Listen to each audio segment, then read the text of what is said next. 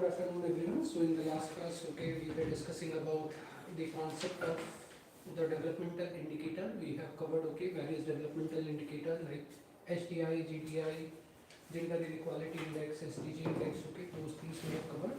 Apart from that, we have also discussed poverty related terms and types of poverty. Those things we have covered in the last class. Fine. So how we are measuring HDI? We are measuring HDI.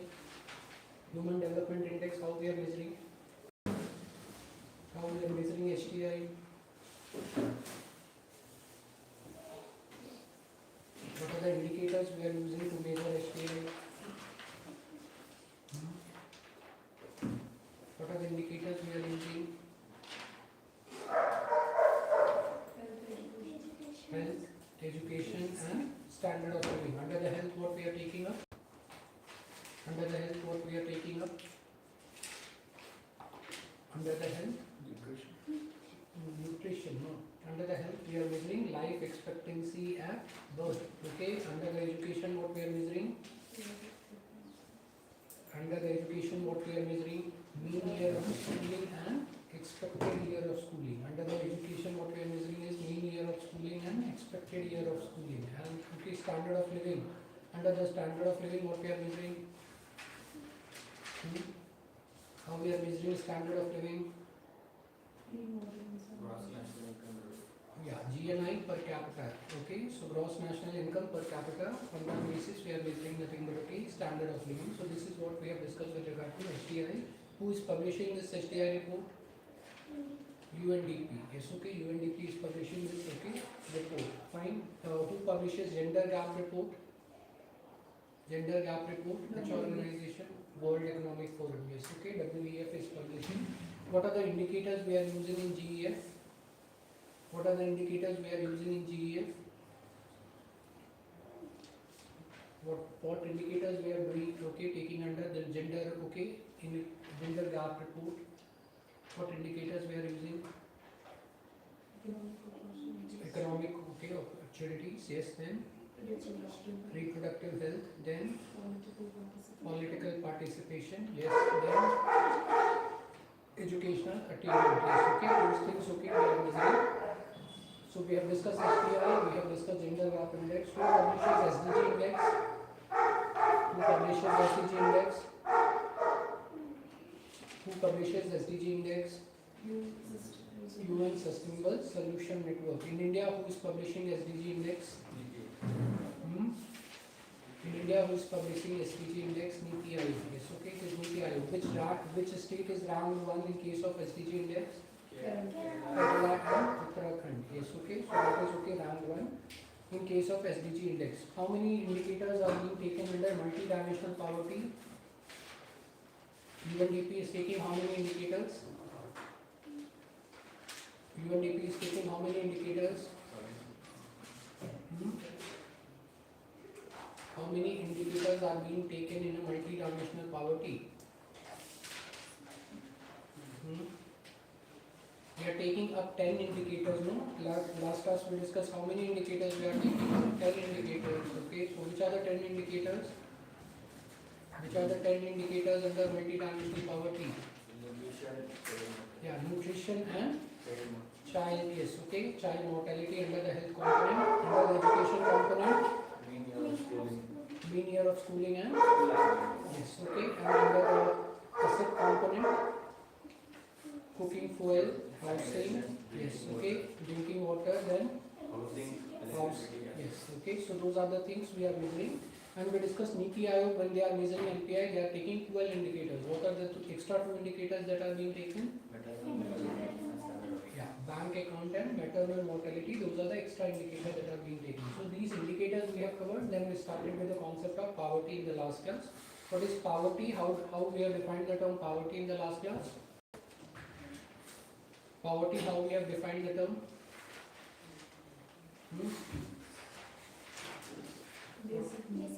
Basic need, when you are unable to meet your basic need. But we have defined poverty in 4 major dimensions. Basic need, resource and resource component, then social and cultural component. Those things we have decided. Basic need means what? Food, clothing and shelter. Okay, then we have discussed resource component. Okay, resource component deals with what? Health and education. Then economic. Okay, economic we are dealing with what? Occupation. Yes, income, asset, job opportunities. Then lastly we have is what? Cultural component, socio-cultural. What was under the socio-cultural? Yes, okay. So caste, okay. Then you have demography, populations, okay. Those are being taken under the social component. So we discussed poverty is being defined in a multi-dimensional term, that is okay there. Then we have discussed types of poverty in the last class. How we are measuring the poverty, what are the types of poverty? Rural and urban, then absolute relative, then primary, secondary, then yes, last. Fine. Okay, how do you differentiate primary and secondary poverty? Huh? When income is low, then yeah, when income is low and you are not unable to meet your basic necessities, even if you are spending money wisely, then it is called as what? Primary poverty. What is the secondary poverty? Sufficient income. You have sufficient income, but okay, you are still under the poverty. Why? Because you are not spending the money properly. That is okay there. So those are okay concept of primary and secondary poverty. Clear? Then we discussed okay the concept of absolute and relative poverty. What is relative poverty? Comparing things. Okay, so when we are comparing okay the richness okay as compared to what, or poorness as compared to other population, then okay we are coming up with the concept of relative poverty. Fine. So those things we have discussed. Finally we started with the concept of poverty estimation committee, and we discussed okay pre-independence who has estimated the poverty. Dadabhai Naroji has come out with this estimation. In which book he has come out with this estimation? Poverty and British rule. Yes, okay. Then we discussed Jawaharlal Nehru has okay has come out with estimation in 1938 under the National Planning Committee. So National Planning Committee comes out with estimation which was headed by Jawaharlal Nehru. Lastly we discussed Bombay Plan. Okay, this comes out estimation when 1944, and we discussed Bombay Plan was which plan? It is a plan made by industrialist group, and why this plan was made with regard to what economic system India need to adopt post independence. So those things we have discussed. And post independence we discussed okay these committees have been created. We discussed out of these four committees are what? These four committees are which type of committee? Official committee. While the first one is which type of committee? Independent assessment. This is not created by whom? This is not created by the government. That is what we have discussed. This is not created by the government. Rest four are created by whom? Government. So that's why okay rest are called as which type of committee? Official committee. That is okay there. Last class we discussed two committees. One was Danvikar and Raj. Second we discussed was nothing but okay Alag committee. That is okay there. Yeah. So last class we discussed that Indian poverty estimation is being done on which? How we are estimating poverty in India? Yes, okay, we are deciding a poverty line, and this poverty line is decided, how it is being decided? Based on poverty basket. Okay, so we discussed how it is being decided based on poverty basket. That is okay there. So as we discussed, we are taking a basket in which we are keeping certain essential goods and essential services. If we are able to afford this basket, then what will happen? You are above the poverty line. If you are not able to afford this basket, then okay, what will happen? You are below poverty line. That is how we are defining. So we discuss in India, poverty estimation is not being done on which level? On income level. Rather, it is being done on which level? Expenditure level. Yes, okay. So we are trying to measure the poverty based on expenditure level or consumption expenditure. So how we are spending money to buy this basket. Okay, we are spending money to buy this basket. So it is poverty is not estimated on the income level in case of India. Rather, it is okay estimated on expenditure level. That is okay there. And we discuss why this was being done. Why we are choosing okay consumption expenditure rather than income one. Why we are using consumption expenditure rather than the income one. We are choosing consumption expenditure because there is a variation in income and it is difficult to calculate what? It is difficult to calculate the income because people are okay what? People are self-employed also, people are what? People are nothing but okay doing okay work, informal work also. Government cannot estimate how much income they are earning So it is difficult to estimate the income, and that's why we are going for which one? We are going for expenditure level to determine the poverty rather than the income level. This is what we have discussed. And two committees we have discussed. One was VM Dandekar and Rath. Dandekar and Rath committee. So we discussed this was, they were both economists who tried to estimate the poverty line in India. So initially we discussed how they estimated the poverty line. How they estimated the poverty line based on which norms? Calorie norms. Okay, so they estimated poverty line based on which norms? Based on calorie norms. So only which component they are taking up? Food component they are taking up. Okay, poverty is being measured on based on food component, and we discussed Dandekar and Rath says what? 2250. Okay, this much calorie if you are getting both in rural and urban areas. If anyone is getting this much calorie, he is above the what? He is above the poverty line. Otherwise, you are what? Below the poverty line. If you are not able to get this much calorie, then you are below the poverty line. This was estimation that was done by whom? That was done by the VM Dandekar as well as Rath. That you have to keep in mind. So VM Dandekar and Rath says that calorie norms will be used for what? Calorie norms will be used for nothing but measuring what? Measuring nothing but poverty estimation. So here the basket of goods and services, only what we are taking up, which component we are taking up? Food component we are taking up. In the food component, we are only trying to check which norms? Calorie norms. If you are getting this much calorie, then what will happen is you are above the poverty line. If you are getting less than this, then you are below poverty line. This was estimation that was done by whom? That was done by Dandekar and Rath. That is clear. But we discussed government set up which committee? Alag committee. When the Alag committee was set up? 1979. Yes. So Alag committee was set up in 1979. So this was the first official committee set up by whom? Set up by the government. And we discussed at that time which commission was there? Planning Commission. Planning Commission has set up this particular body. At that time which commission was there? Planning Commission. So Planning Commission has nothing but set this particular body. So this is what you have to keep in mind with regard to which committee? Alag committee. And we discussed Alag committee continued with which norm? Continued with nothing but calorie norms. They continued with which norm? They continued with calorie norms. But they brought a slight change. What are the change that they brought? Urban. Yes. Urban and rural concept. So in urban areas, they are saying that it requires 2100, and in rural areas it requires 2400. So if you are getting this much calorie, 2400 calorie in in nothing but rural areas, then you are you are nothing but above poverty line. If you are getting less than this, then you are below poverty line. Why separation was done? Why separation was done? Food dependence is more in rural. Why? Why do you think food dependency is more? Physical activity.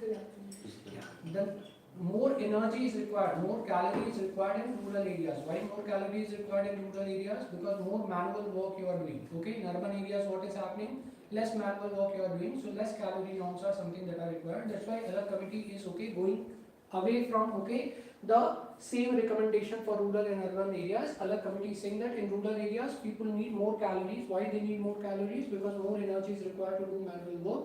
In case of urban areas, you need less calories because less energy is required.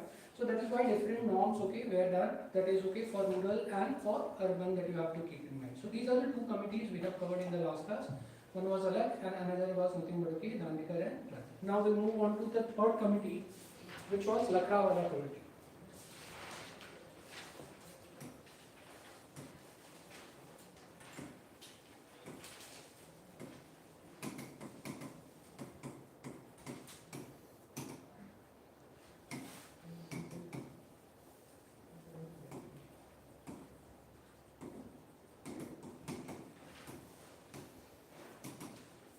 So now one thing that you have to keep in mind is what? One thing that you have to keep in mind is Alag committee is talking about what? Alag committee is talking about how much money is required to meet this much calorie norms. How much money is required to meet this much calorie norms. So Alag committee is saying that in rural areas, if your income is 49 rupees, if in rural areas your income is 49 rupees per month, then you are able to meet which calorie norms? 2400 calorie norms. And in urban areas, if your income is what? 56 rupees, okay, this much per month, then you are able to meet, okay, which calorie norms? You are able to meet nothing but, okay, urban areas calorie norms, okay. So this is what, okay, given by, okay, what? Given by nothing but, okay, alert committee. So alert committee is coming out with these two numbers, okay, that are there. In rural areas, if you are earning how much money? 49 rupees per month, then you are able to meet your what? Then you are able to meet your calorie norms. In urban areas, if you are, okay, getting what? Getting around 56 rupees, okay, that is okay there, then you are able to meet which calorie norm? 2100 calorie norms, okay, that is okay there. Clear? But okay, Lakdawala committee is slightly deviating from nothing but, okay, what? Slightly deviating from this recommendation. The first thing, they continued with which norm? Lakda 56. Lakdawala committee saying that it continued with, okay, calorie norms. It continued with the calorie norms for defining the poverty. So again, for what? Again, for rural areas, what is the calorie norms? 2400. For urban areas, what is the calorie norm? 2100. But they are deviating. They are saying that, okay, we have to come out with a state specific line. State specific poverty line. That's where, okay, they are deviating from Alert committee recommendation. Okay, that's where they are deviating from Alert committee recommendation. They are saying that, okay, we have to come out with what? State specific poverty line, that is okay there. Okay, clear? Alert committee is saying what? Alert committee is saying what? 49 rupees where? In the rural areas, 50 rupees where? In the urban areas. So this is all India line. Okay, all India line they are creating. This is, okay, applied at all India level, that is okay there. Now Lakdawala committee is saying that no, don't come out with a all India level of poverty line. Let state decide. Let states decide. So they are saying that, okay, let state decide the poverty line. Let states decide the poverty line. That's why they are, okay, favoring of which type of, okay, poverty line? State specific poverty line. Why they are saying that let state decides the poverty line? Why the change in the recommendation? Why the state should decide? Again, because of the same reason, we discussed that there are certain state, okay, let's say northeastern state and etc. less developed. You see southern state more developed, okay, that is okay there. Here cost of living is what? High, okay. Here cost of living is what? Low. So with 49 rupees you might buy nothing but, okay, more item over here. With 49 rupees you will buy less item over here because cost of living varies, okay. So when cost of living varies, okay, from one state to another state, you can't have, okay, a common all India line for everyone. You have to go with what? You have to go with a state specific poverty line, and that's why Lakdawala committee is slightly deviating from other committee recommendation. So rather than having all India poverty line, they are recommending for which type of poverty line? State specific poverty line, that is okay there. Clear? So these are, okay, what? These are the recommendations, okay, that you have to keep in mind with regard to what? With regard to Lakdawala committee recommendation, that is okay there. So they are not giving any numbers, that 49 numbers or 56 numbers, which other committee is coming up.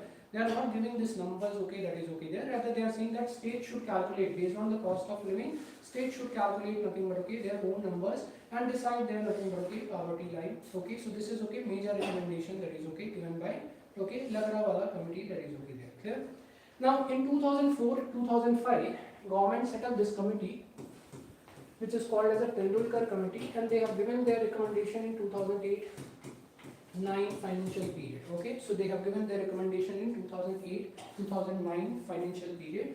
So this committee is set up in 2004-2005. So now you are seeing, we discussed first, okay, committee was set up when? First committee was set up when? In, okay, 1979. Then again, okay, you see nothing but, okay, Lakdawala in 1993. Again, planning commission setting up this Tendulkar committee in 2004-2005. Almost every 10-15 years, why you are seeing committee are being set up, poverty committee are being set up? Why every 10-15 years government is setting up these committees? Because we discussed, okay, this committee was set up when? Well, during that time, those calorific values or those cost parity were applicable. So Okay. as time changes, you need to update. Yeah. So the one thing that you see is, okay, what? One thing that you see is, since, okay, what, cost of living is changing. Cost of living is changing means what numbers the Alert committee is suggesting, 49 rupees what Alert committee is suggesting will not be applicable what? will not be applicable in 1990s, because this is a, okay, what, this is a value they are taking up, what, this is a value they are taking up, okay, in 1970s. This numbers will not be applicable in what, 1990s, that is okay there. Let's say today you are earning 5,000 rupees, okay, you are able to meet your basic necessity. Tomorrow with, okay, what, let's say 5 years after, with 5,000 rupees, you are not able to going to meet your basic necessity, that is okay there. As cost of living is, okay, rising, inflation is rising, so need, okay, what, you need updation, you need revision, okay. That's why, okay, every 10-15 years you are seeing, okay, which committee is coming, poverty related committee is something that is, okay, coming. Clear? Any doubt regarding this one? So Tendulkar committee was set up to revise what? To revise the poverty line. To revise the poverty line, this committee was set up, update the numbers, okay, as the cost of living is changing, inflation is changing, income is changing. So in this context, you have to keep on revising the poverty line. As a result, okay, this number is, okay, what, this number is, okay, being constantly revised by the government, and that's why Tendulkar committee was created in when? Tendulkar committee was created in 2004, 2005, that is okay, clear? But with Tendulkar committee, okay, major change is coming in poverty estimation, okay? With Tendulkar committee, what is coming? Major change is coming in a poverty estimation. Why major change is coming? Because till now we are measuring poverty how? How we are measuring poverty till now? Calorific value. Yes, okay, based on calorie norm, not calorific value. Calorific value generally you calculate for fuel, okay? Generally you calculate for fuel, okay, that is okay there. Okay, whether fuel is okay, more good or not good, okay, that based on that. Calorie norms, okay, you are calculating poverty based on which norm? Calorie norms, okay, that is okay there, clear? So only which component you are taking in estimation of poverty? Calorie norms means only which component you are taking in estimation of poverty? Only the food component you are taking. But we discussed poverty is not only about food. Poverty is also about what? Shelter. Poverty is also about what? Clothing. Poverty is also about what? Health. Poverty is also about education, because we discussed last class poverty trap. If you are not getting good health, if you are not getting education, then what will happen?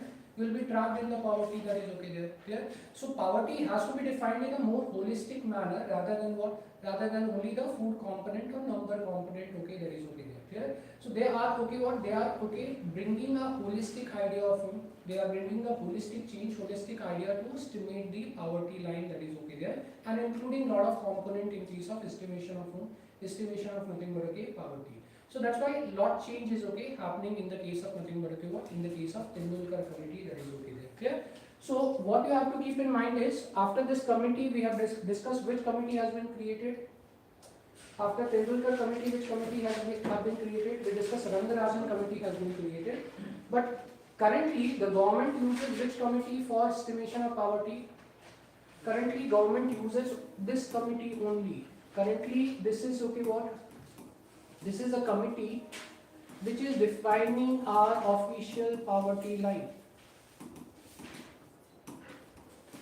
So currently the official poverty line, government is using which committee to decide? Government is using nothing but, okay, Tendulkar committee to decide. We are not switching to which one?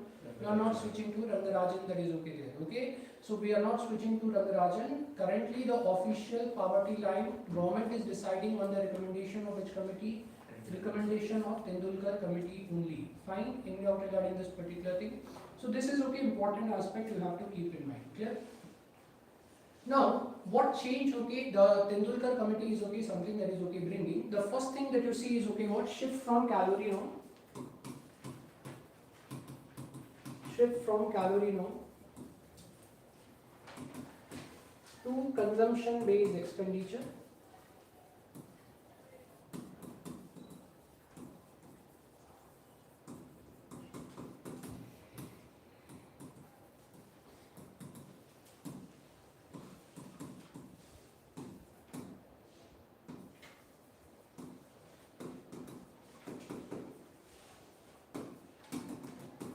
So one is, okay, what? Shift from calorie norm, you are moving towards which expenditure? You are moving towards something but, okay, consumption expenditure, that is okay there. Clear?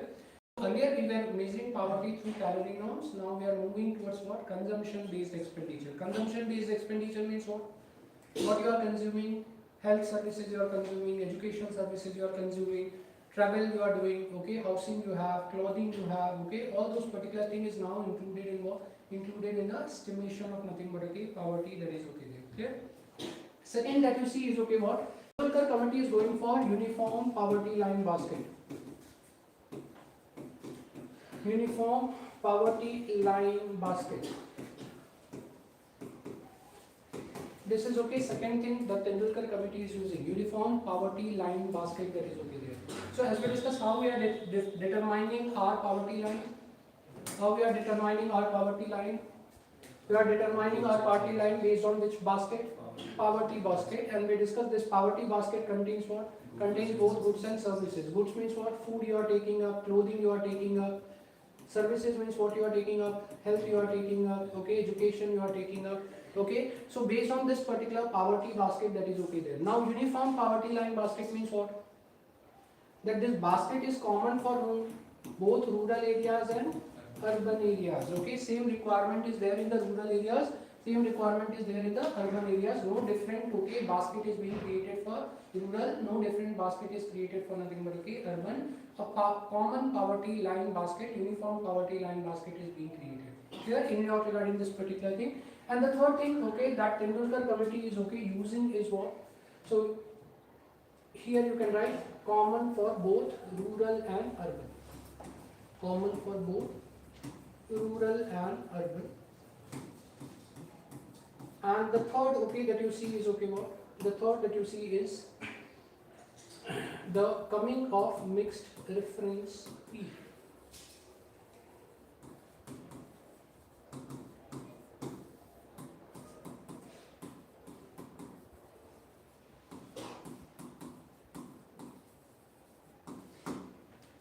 Okay, they are coming up with the concept of what? They are coming up with the concept of mixed reference period. Okay, that is okay there. Clear?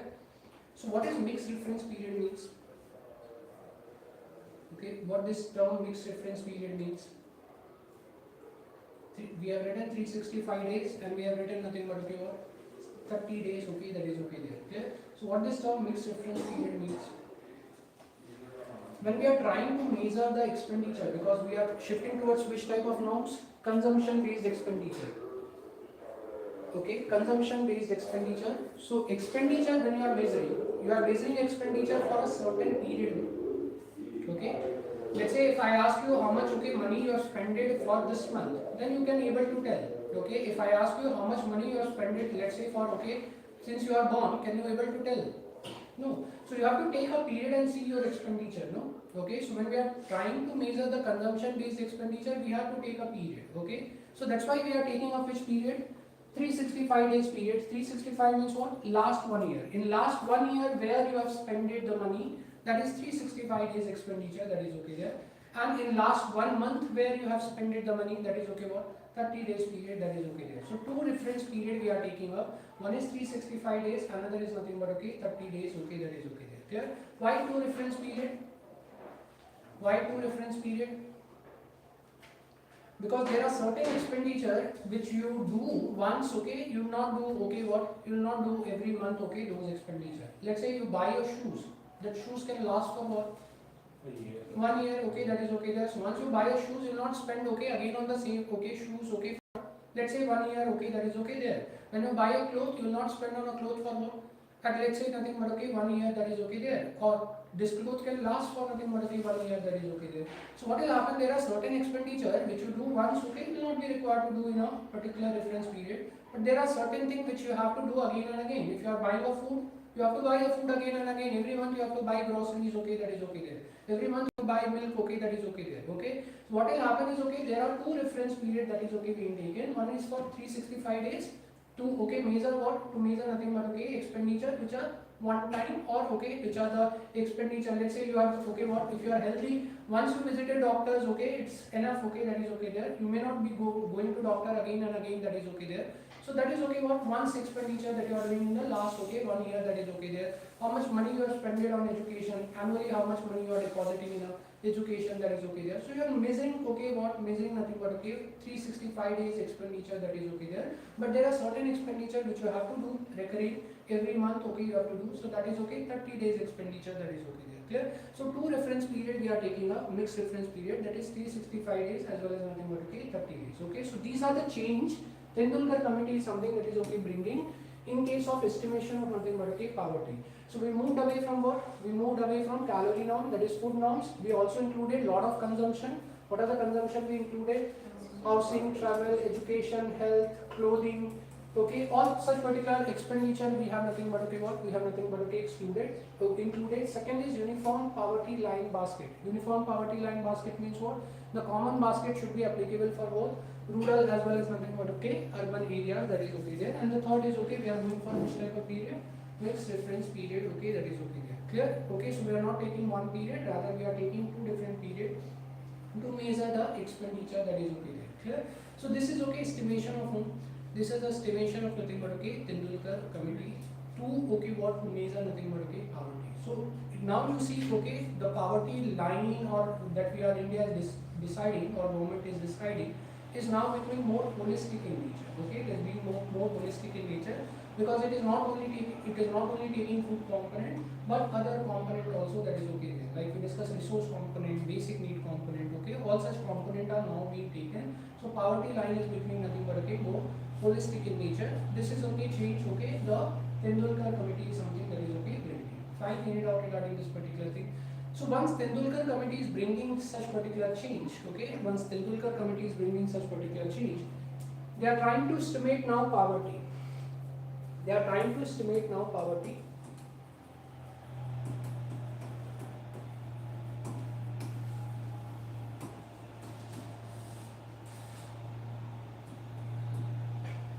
And one more thing, okay, they are taking up the same thing that you have to keep in mind.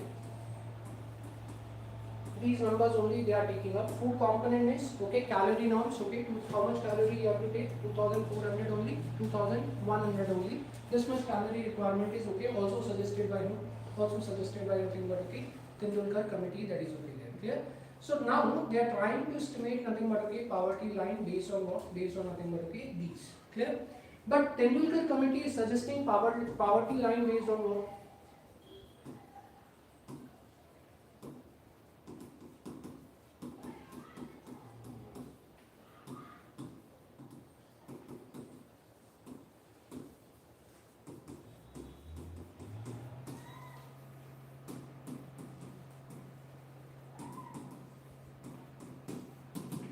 Okay, household expenditure, and they are estimating household expenditure based on what? Based on unit of 5 people. Okay, they are estimating household expenditure based on how many people? Unit of nothing but okay 5 people. That is okay what you have to keep in mind. Clear? In it out regarding this particular thing. So what is this? Okay, 5 people that okay we are talking about. Could be mother, father, 3 children. Could be nothing but okay. There are 5 family members. Okay, they are taking up when they are okay measuring the household expenditure. They are not giving individual expenditure. Okay, they are not giving individual expenditure. Remember, other committee saying what? 49 rupees per month. Okay, that is for individual expenditure. 56 rupees per month. That is okay. Which type of expenditure? Individual expenditure. That is okay. What other committee was suggesting. But okay, individual committee is okay suggesting concept of what? Concept of nothing but okay household expenditure rather than nothing but okay a single person expenditure. That is okay. Clear? Why okay it is going for nothing but okay household expenditure? Why do you think okay Tendulkar committee is going for household expenditure and not individual expenditure? Because one could be the earning. One could be the earning member. Any other reason? We discussed okay we are not dealing with the income level itself. We are dealing with which one? Consumption. The consumption is based on the shareable aspects, like income in the households. Yeah. So It is okay based on shareable aspect. Okay, that is okay there. Clear? For example, let's say if I buy a gas cylinder. Okay. Now if I buy gas cylinders, the same gas cylinder can be used by whom? Family members also. No, I don't have to separately buy gas cylinder for whom? Okay, all the 5% that is okay there. So one okay expenditure is shareable in nature.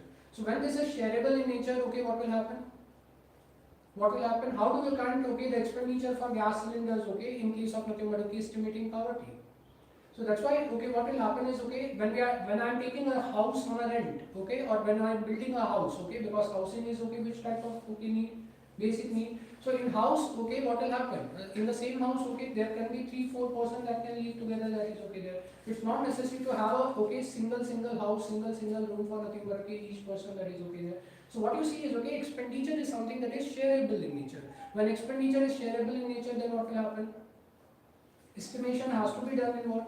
Shareable aspect only, that is okay there. That's why Tendulkar committee is not going for what? Individual expenditure, rather they are going for nothing but okay, shareable expenditure, that is okay there. Clear? So that's why they are coming out with the poverty line in terms of what? In terms of nothing but okay, household expenditure rather than what? Individual expenditure, that is okay there. Clear? So this is something that you have to keep in mind with regard to what? With regard to Tendulkar committee recommendation. So when they have submitted their report? 2008, 2009. So based on that, okay, they are saying that if any family members, a unit of 5 household is earning less than 5,000 in which area? Earning less than 5,000 in which area? Urban areas. And any household earning less than 4,080 in case of nothing but okay rural areas, then that family is under the poverty. That family is under the poverty. If your okay household expenditure is less than this, then you are under the poverty, that is okay there. This is okay what? This is a deadline that has been set by who?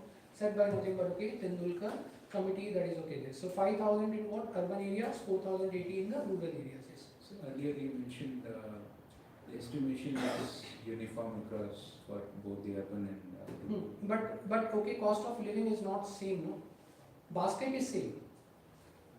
If I go to the doctors, I might pay okay consultation of 500 where? In a Bangalore, okay? I might pay the consultation fees of only 200 or 300, 250 in what? In a rural area. So expenditure automatically will be what? Lesser in rural areas and okay higher in what? Urban areas, that is okay there. So that's why different okay or different basket is same. Health component you are taking here also, rural also, health component you are taking in urban also. But what is happening is okay what? The cost is going to be varying okay in case of nothing but okay rural areas and urban areas. Fine. So this is something that you have to keep in mind with regard to numbers that okay Tendulkar committee is coming up. That is 5,000 as well as nothing but okay 4,080 rupees. Clear? So this is per month okay recommendation, not per okay what? This is of which expenditure per month. That you remember. Any family earning less than 5,000 per month, where in the urban areas 4,080. In case of rural area, then that family will be under the poverty, that is okay. Clear? So this is what estimation. Now if I have to calculate this in individual numbers, then how will you calculate? If I have to calculate this number in an individual number, how do I calculate? So 5,000 divided by first how many? Okay, family I am taking 5 families, so I have to divide it by 5 to get okay what? That this is going to be individual expenditure for a month. Okay, if I am taking 5 family, if I divide 5,000 by 5, I am going to get individual expenditure for a month. Okay, that is okay there. Now this I have to divide it by how many? 30 to get per day expenditure, that is okay there. So if I divide it, okay, somewhere around 33 rupees I am going to get. Okay, so how much I am getting? Somewhere 33 rupees I am getting, that is okay there. Similarly, for okay rural areas, if I am going to do somewhere around okay what? Somewhere around 27 rupees I am going to get for rural areas, that is okay there. Okay, so once okay Tendulkar committee has given its recommendation, there was a huge okay what? Huge nothing but okay controversy regarding recommendation of Tendulkar committee. That okay Tendulkar committee is okay creating these numbers. Okay, these numbers okay they are creating that rupees 27 per day need to be earned where? In rural areas, and rupees 33 per day need to be earned where? In the case of urban areas, that is okay there. Now at that time, okay, what will happen is okay, let's say in 2008, 2009, okay, let's say for a meal you might be getting a meal in 30-35 rupees, one time meal. Okay, so you will not be able to afford nothing but okay what? Two time meal, okay, with nothing but okay 33 rupees in an urban area, that is okay there. And forget about housing and other thing, okay, another thing. So that controversy started happening, okay, regarding this recommendation, Tendulkar committee recommendation. That Tendulkar committee recommendation is not giving nothing but okay what? Not giving nothing but okay holistic view of poverty. They are keeping the poverty line very low. Okay. One reason is government also want poverty line to be low. Why government also want poverty line to be low? So they require to invest from the government. Yeah, okay, the more, okay, higher the poverty line means what, more people will fall under what, more people will fall under the poverty, more people fall under the poverty means what, more expenditure of the government, and the government already faces, okay, what, faces fiscal deficit means what, government revenue is what, less, government expenditure is more, okay, so that government already is in deficit, okay, that is okay there.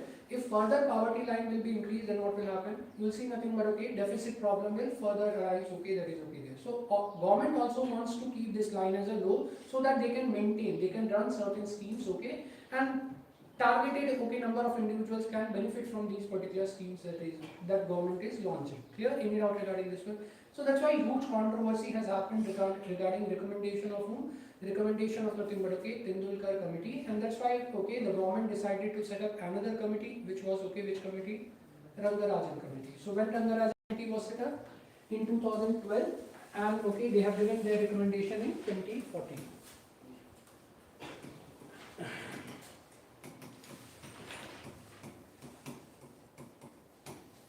Okay, so we are finding Rangarajan committee being created in what? Rangarajan committee being created in 2012, and they are submitting their okay what? They are submitting their okay recommendation in 2014. Okay, that is okay there. They are submitting their report in 2014.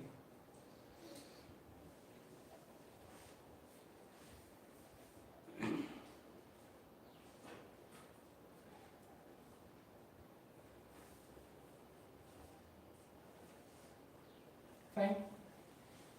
So what changes? Okay, what changes are done by the Rangarajan committee? As we discussed, government did not accept it. Recommendation of which one? Rangarajan. Okay, why they did not accept it?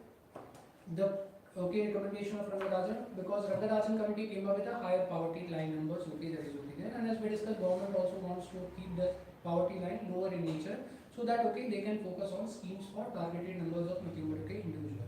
Clear? So ultimately, Rangarajan committee recommendation was not accepted by whom? Accepted by the government, that is okay there. But what you see is okay, what you see is okay, the Rangarajan committee okay came up with a different criteria for measuring the poverty, that is okay there. Clear? That you have to keep in mind. Fine. So first of all, first change okay that Rangarajan committee is doing is what? They are not referring to this survey. They are not using this survey, rather they are moving for CMI survey. Okay, so they are okay not using NSSO survey, they are using this survey, they are using nothing but okay CMIE survey, okay, that is okay there. Clear? So that change okay, what that change okay Rangarajan committee is doing. We discussed earlier okay, we were measuring what? We were measuring okay how many days of expenditure? Under the Tendulkar committee, we are measuring how many days of expenditure? 365 days and 30 days. Who is giving us okay this information that people are investing this much money on okay on these items, and who are okay conducting on these items? Who is giving you this information?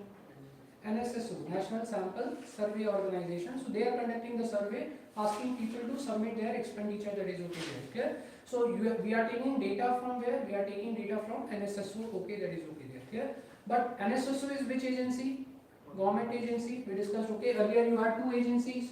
Which were the two agencies we have discussed? CSO was there and NSSO was there. We discussed now these both has been merged to create what? NSO, and NSO is now coming out with with data, GDP data, other data, that is okay there. So what you see is okay earlier you saw nothing but okay NSSO was there, NSSO used to conduct the survey, and okay based on these survey we get the data how much public are spending in last 365 days, how much public are spending in last 50 days, okay, that is okay there. So NSSO is okay, since okay it was a government organization, government okay this thing, Rangarajan shifted towards what? The Rangarajan shifted towards something but okay CMIE survey, that is okay there. CMI is what? Center for Monitoring of Indian Economy.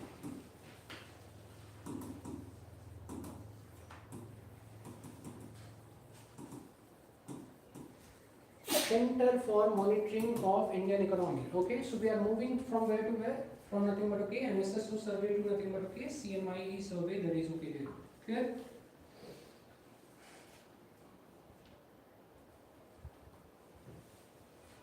Fine.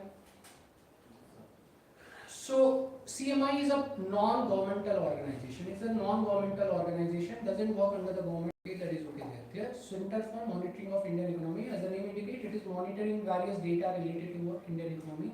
So Rangarajan is using which type of okay survey? CMI survey. Okay, that is okay there. Clear? Then secondly, Rangarajan is also okay what? Rangarajan is also taking up modified mixed reference period. So we discussed the Tendulkar committee was taking which period? Mixed reference period. Rangarajan is shifting towards something but okay, modified mixed reference period.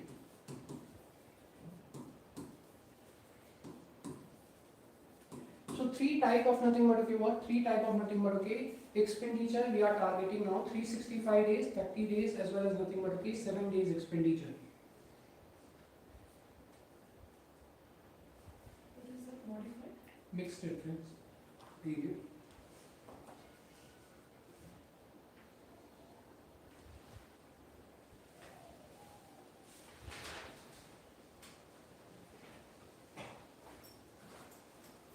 Fine.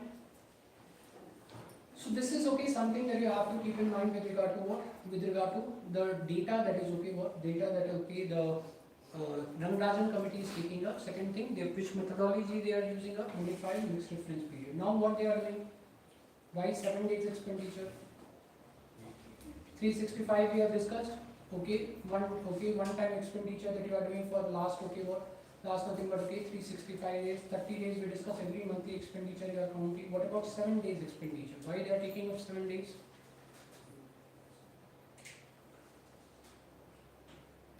Now there are certain items okay which you use which are perishable in nature.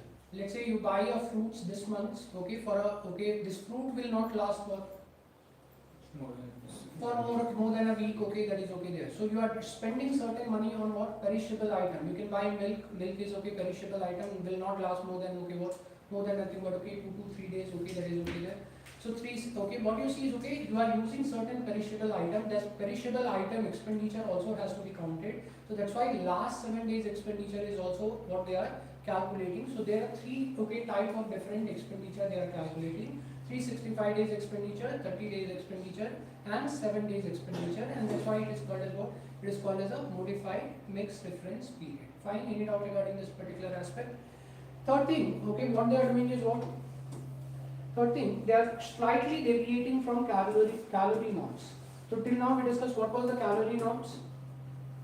2400 for whom? Rural areas, 2100 for whom? Urban areas. Okay, now they are okay revising these norms and they are saying 2155 for rural and 2090 for urban. Okay, they are changing these norms. Okay, they are revising these norms. Okay, 2155 for rural areas, 2090 for urban areas. Why Rangarajan is doing that? Level of more skill and machinery. Yeah, okay. They are saying that as compared to 1970s, in 2010, 2020, less manual okay work you are doing because more machineries is coming even in rural areas. In rural areas also you are now using tractor, thresher, okay, you are using nothing but okay lot amount of okay machineries over there. Less manual work you are doing. Earlier you don't have vehicles and etc. in the rural areas. You used to walk. Now what okay happens is okay what vehicles and etc. are available. So what will happen now? Less manual work is being there in case of what? In the case of rural areas, so calorie norm has to be nothing but okay revised. Okay, so that's why okay from 2400 they have revised it to 2155 for rural and they have raised it for nothing but okay urban areas. So that change okay has been introduced by him. That change has been introduced by Rangarajan committee. That is okay. Clear? So fourth thing okay, Rangarajan committee is also talking about what? Actual and desirable level of nutrition.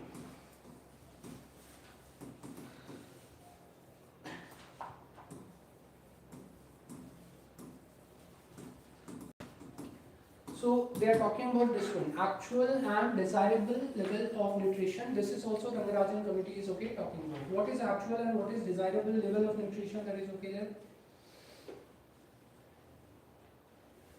Actual means what? People are focusing on which one? People are focusing on calorie. Okay, that we have to intake this much calorie. That is okay there. That is actual one.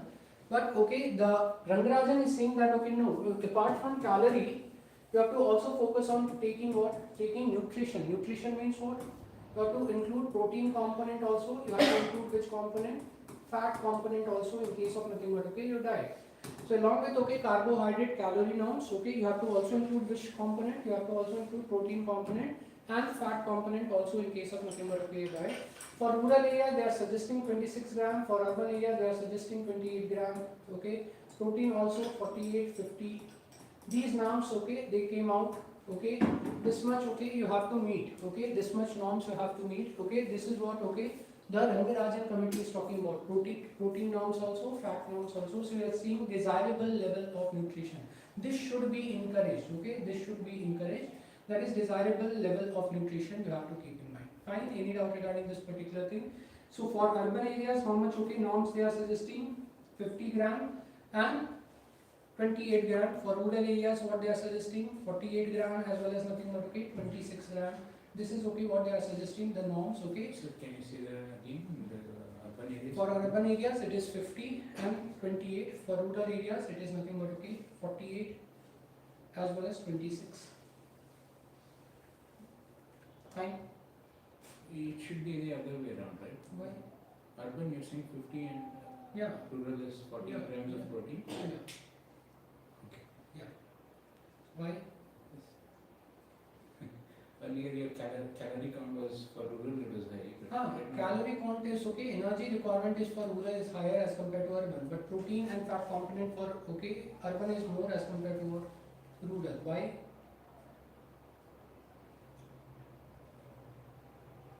This What is function of protein? What is function of fat and what is function of building protein? block of your human body, your protein. is- Yeah, protein is a building block. Cells okay, it helps in cell formation. Any other thing protein does? Other than building block of protein, other than what protein does? It heals. Basically, that is what your main major source of your nutrients. Any other thing protein does? Anyone from biology background? No one not from bio. Okay.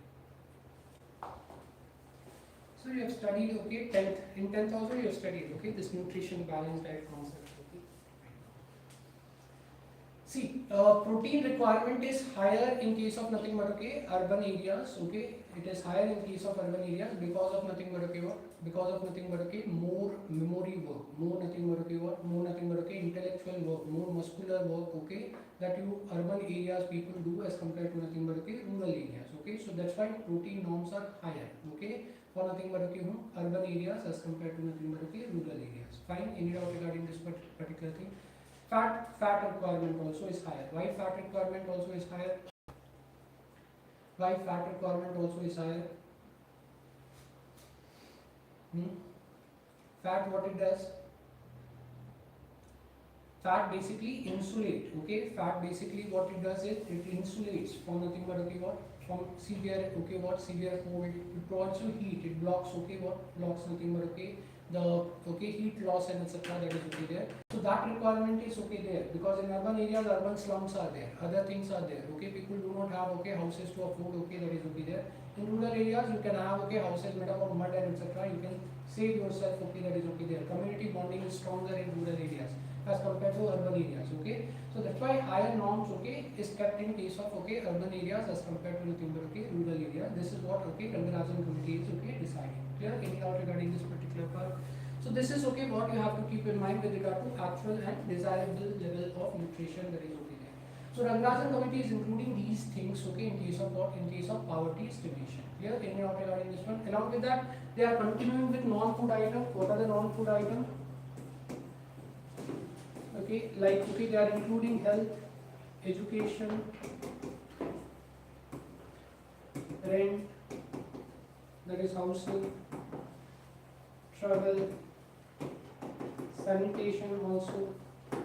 So they are using okay this non-food okay things also they are using which okay Tendulkar committee is also suggesting. Transport also okay transport also because in urban areas you need transport to move from one place to another place. So all these things are okay what all these things are nothing but okay included by whom? Included by nothing but okay Rangarajan committee in their estimation that is okay there. So again Rangarajan committee is also going with what? Rangarajan committee is also going with okay what?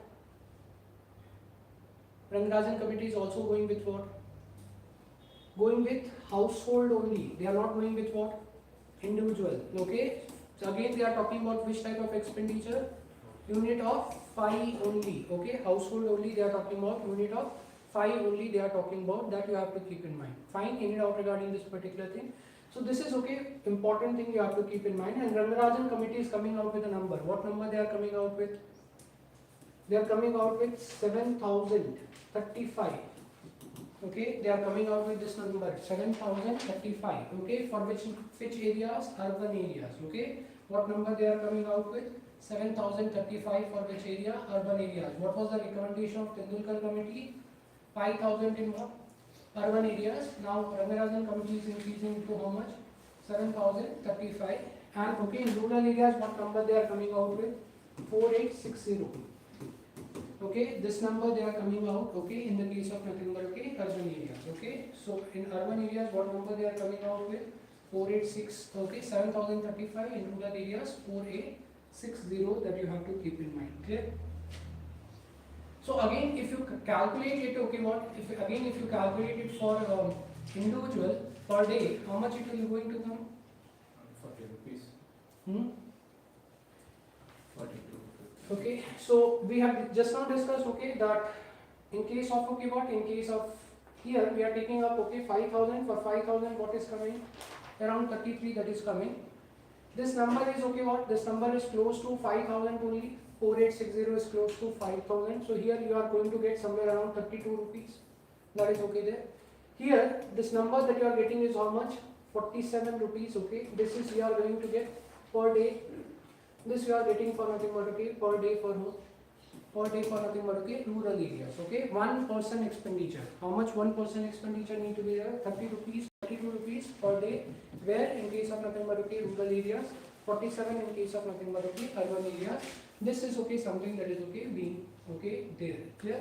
In and out regarding this particular thing. So this is a recommendation of whom? Rangarajan committee, that is okay there. Clear? In and out regarding this particular thing. So what you have to keep in mind is currently India is following which type of expenditure, which type of poverty estimation. Okay. So currently we are doing poverty estimation based on consumption expenditure, not on calorie norms. We are okay focusing on which one? Consumption expenditure. We are taking up both food item also, non-food item also in case of nothing but okay this one. And this consumption expenditure is decided based on which basket? Poverty basket. Okay, it is decided based on which basket? Poverty basket. Okay, that is okay there. Clear? Secondly, what you have to keep in mind, which committee recommendation we are following currently? Tendulkar committee recommendation we are following currently. Poverty estimation is being done on which committee recommendation? Tendulkar committee, okay, recommendation we are doing up. We are not, our government has not accepted whose recommendation? Rangarajan committee, okay, recommendation that is okay there. Clear? Any doubt regarding this particular thing? So these are okay, these are nothing but okay, important aspect that you have to keep in mind. Fine? Any doubt regarding this particular thing? But, okay, now there is a demand, need for new poverty estimation committee.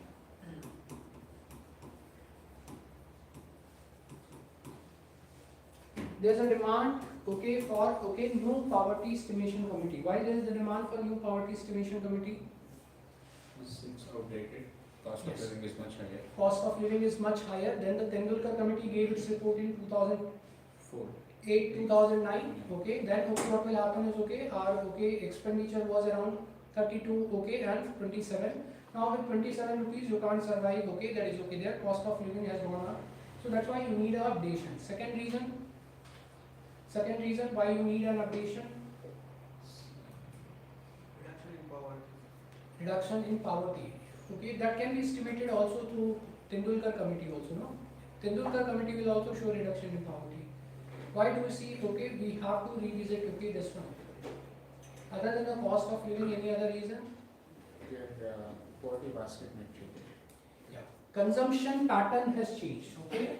So one thing, okay, that you see is, okay, consumption pattern has changed. Why consumption pattern has changed? Now the government is making everything digitalized. People are okay what? People are not using what? Mobile, okay, is essential. Okay, if you don't buy, everything is linked, bank account is linked, other thing is linked. If you are using now in 2008, 2009, this was not necessary, not in the consumption basket, but now it has become essential. It has to be part of which basket? Consumption basket, that is okay there. So consumption basket has to be changed. Poverty line basket has to be revised. Okay, poverty line basket has to be revised. That is the reason why okay we need an updation, because people consumption pattern has changed from 2004, 2005 to 2025, 26. Their consumption pattern has changed. Now you are okay shopping online, your okay shopping pattern has changed, other pattern has changed, different items you are using, that is okay there. Okay, so your consumption pattern has much changed from nothing but okay what you were doing at that point of time. That is why okay you need a revision of whom? You need a okay revision of poverty line basket. Poverty line basket. Consumption pattern has changed. Secondly, we discussed okay cost of living has changed, so that has to be taken into account.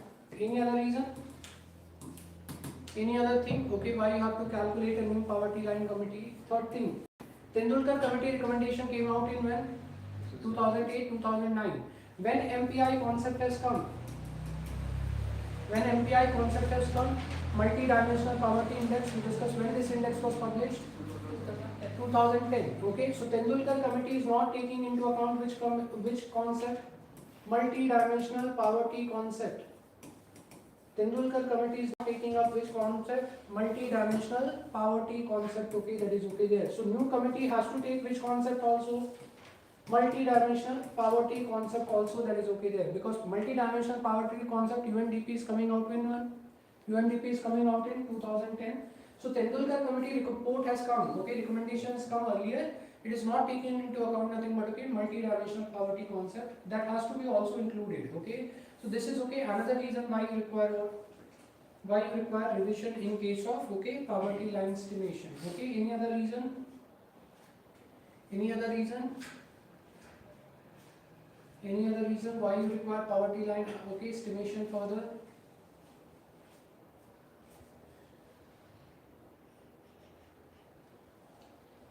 Okay, another reason is okay, as we discussed, government has to provide relief to whom? Government has to provide relief to whom? Relief to the people.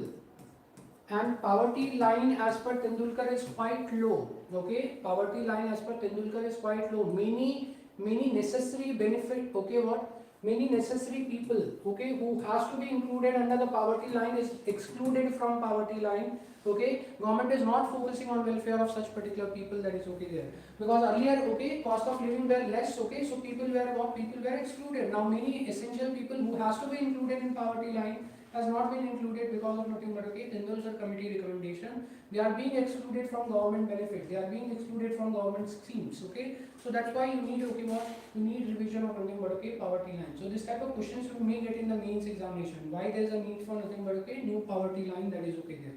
Clear? So if you see here,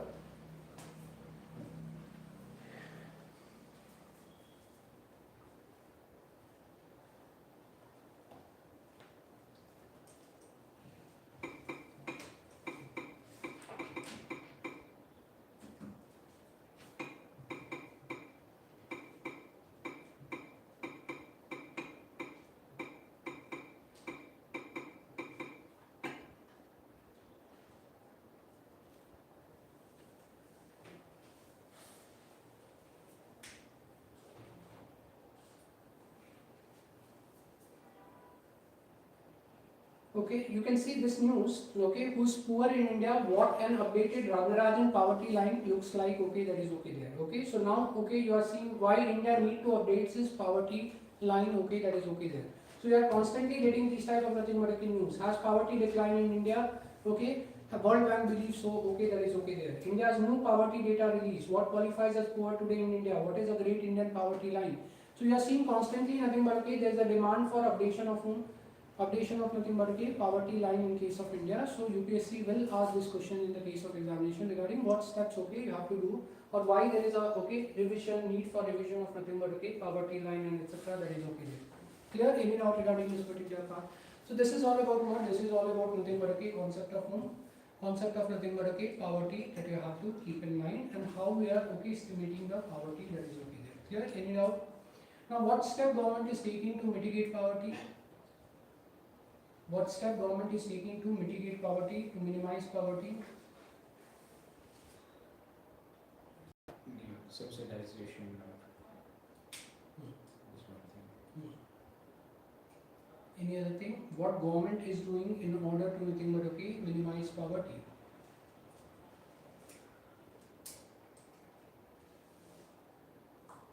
Paying on the policies and programs. Like, Pay reservation. okay, any other thing? That employment scheme, poverty scheme. That's employment scheme. That also helps in minimizing poverty. Fine. Any other reason? Sarva Shiksha Abhiyan, sir. Sarva Shiksha Abhiyan, fine. Any education related? Any other Midday thing? meals. Midday meals, yes, okay, that is okay there. Then PB Ramji. Antyodaya Yojana. VB Ramji, okay, fine. Manrega has been replaced. Then Antyodaya Yojana. Antyodaya Yojana, yes, okay, that is okay there.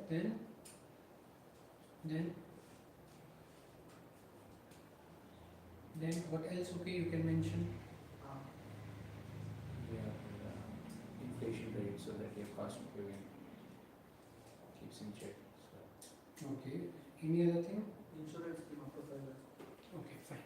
So some of the schemes that you have to go through is of course VG Ramji, okay, just go through this, which has replaced Manrega. This is okay, one scheme the government is okay bringing, that is okay there. Second thing that you have to keep in mind is Ajivika Mission. Ajivika Mission, it is also called as a National Livelihood Mission. National Livelihood Mission. And here, two components we are running, National Livelihood Mission Rural, National Livelihood Mission Urban. Okay, so you have to study about this mission, National Livelihood Mission, that is okay there. The third thing, PM Awas Yojana. Government is running which one? For shelter, government is running which scheme? PM Awas Yojana. Awas Yojana, again, it has a rural component and urban component.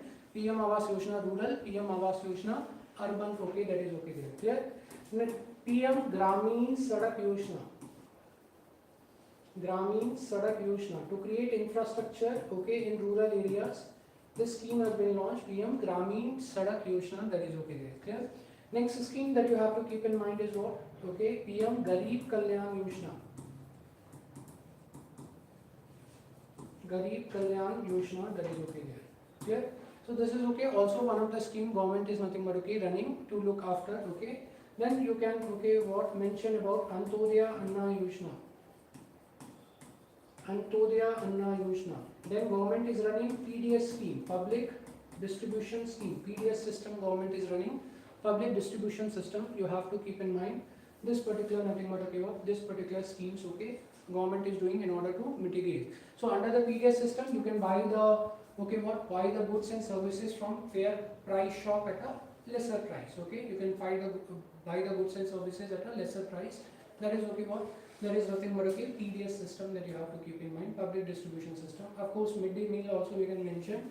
Midday meal is being run for whom? Student. Midday meal. You can also mention about right to education, 6 to 14 years. Government has provided right to education for children up to 6 to 14 years to provide them educational and other thing. what is that seventh one? Seventh one is PDS, public distribution system. PDS, public distribution system.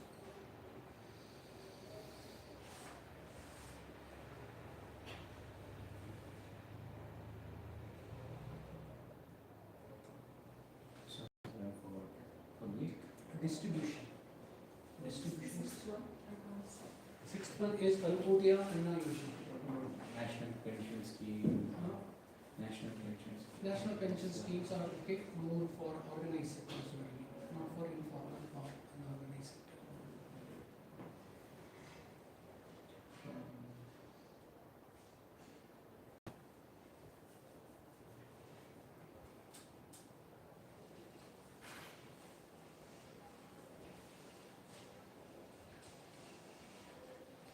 Fine. So these schemes, this is your homework. Try to note down what you have to note down here. What you have to note down in this scheme. First is objective, you note down what is the objective of the scheme. Eligibility. Okay, who is eligible? Who is not eligible? Eligibility, you note it down. Ministry which is running this scheme, and which ministry is running this scheme. Fourth thing you note down, whether it is centrally sponsored or central sector scheme, which type of scheme it is. And if it is a centrally sponsored, what is the funding ratio? Okay, this much point you have to note down for the schemes. Okay, so note down, okay, each scheme, and okay, what will happen is, okay, what, okay, you are getting under these schemes is objective, eligibility, which ministry is running, okay, centrally sponsored or central sector scheme, and the last thing that you have to keep in mind is what, okay, funding ratio.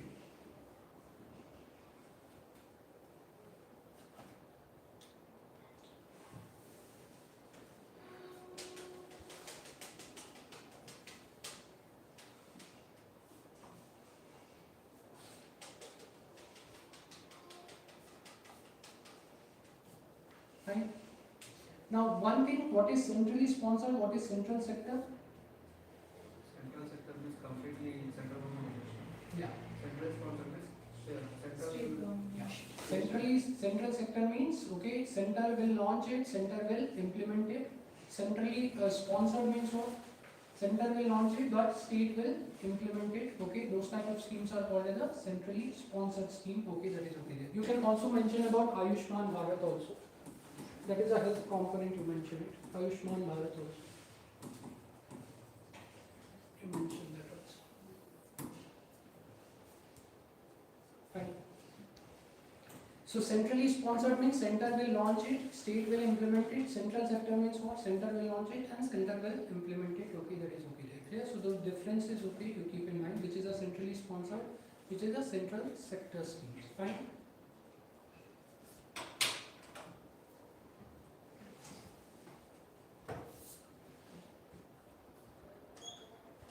So this finishes your concept of poverty. Next we are moving to the unemployment.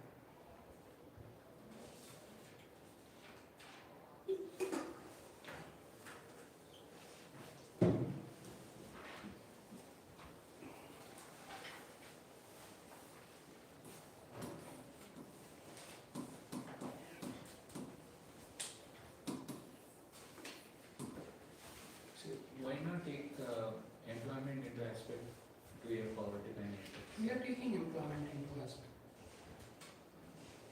We are We are taking taking only consumption index, right?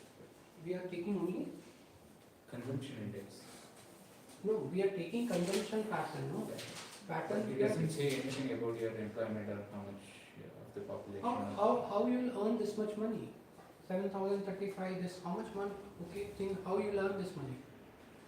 That is okay, what income, no? Income means what? Employment level, you have to earn this much money. If you are earning more than this, then okay, what will happen? You are employed, if you are earning less than this, then not okay, what? Not okay, able to meet your poverty. You can be employed also, but you are earning less than this also. Okay, fine. So that is okay also situation. Let's say you are getting 100 rupees per day, you are employed. Okay, 3,000 rupees in a month, you are not able to meet okay your needs, okay, that is okay there. So even if you are employed, you will be under the poverty, that is okay there. Fine. So income component is okay taken, okay. Without income you can't buy health, you can't buy education, you can't have a rent, okay, that is okay.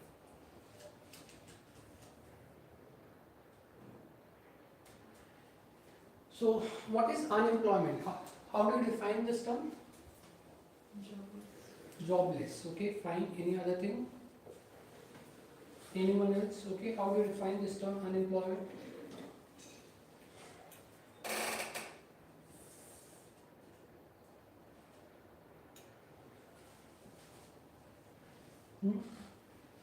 How do you define the term unemployment?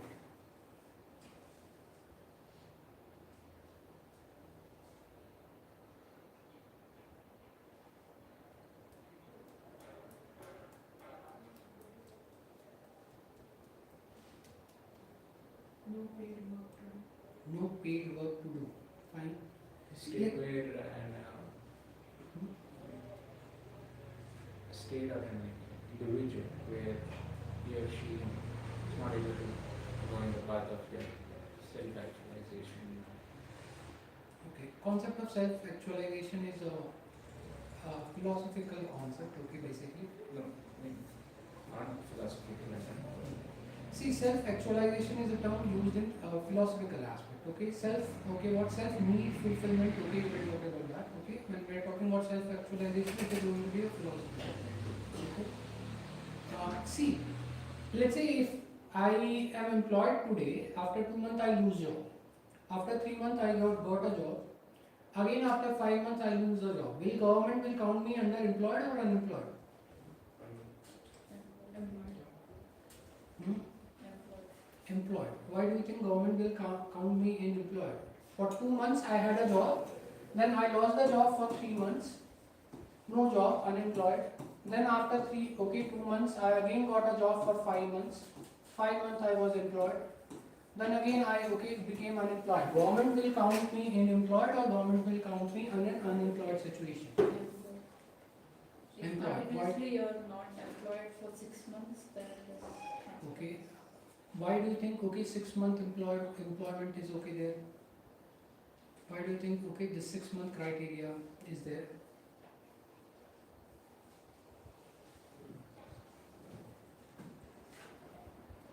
Okay, let's say I'll make it more simpler. Let's say I am a daily worker. I get job today, plumbing activities. Someone has hired me for doing plumbing in their house, etc. Next day I am not hired. Okay, I have got no work. Whether I am employed, either I am unemployed. Self-employed. No, self-employed means I had to work. If I am doing work regularly, then I am self-employed. Okay, but here also I am being hired for nothing but work. No.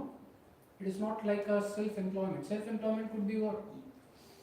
You will be considered employed unless you are not able to sustain. You are not able to beyond a sustain. certain time. Fine. Anyone else? Anyone else? How do you define the term unemployment?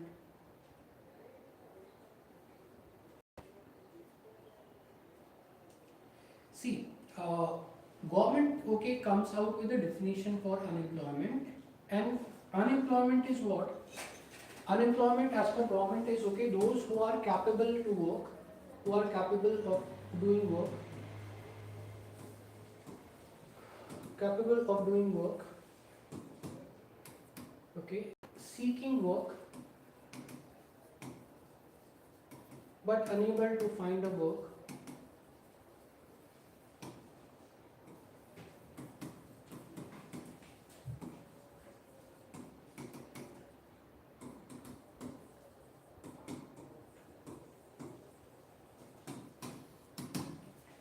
This is going to be called as what? Unemployed. Okay.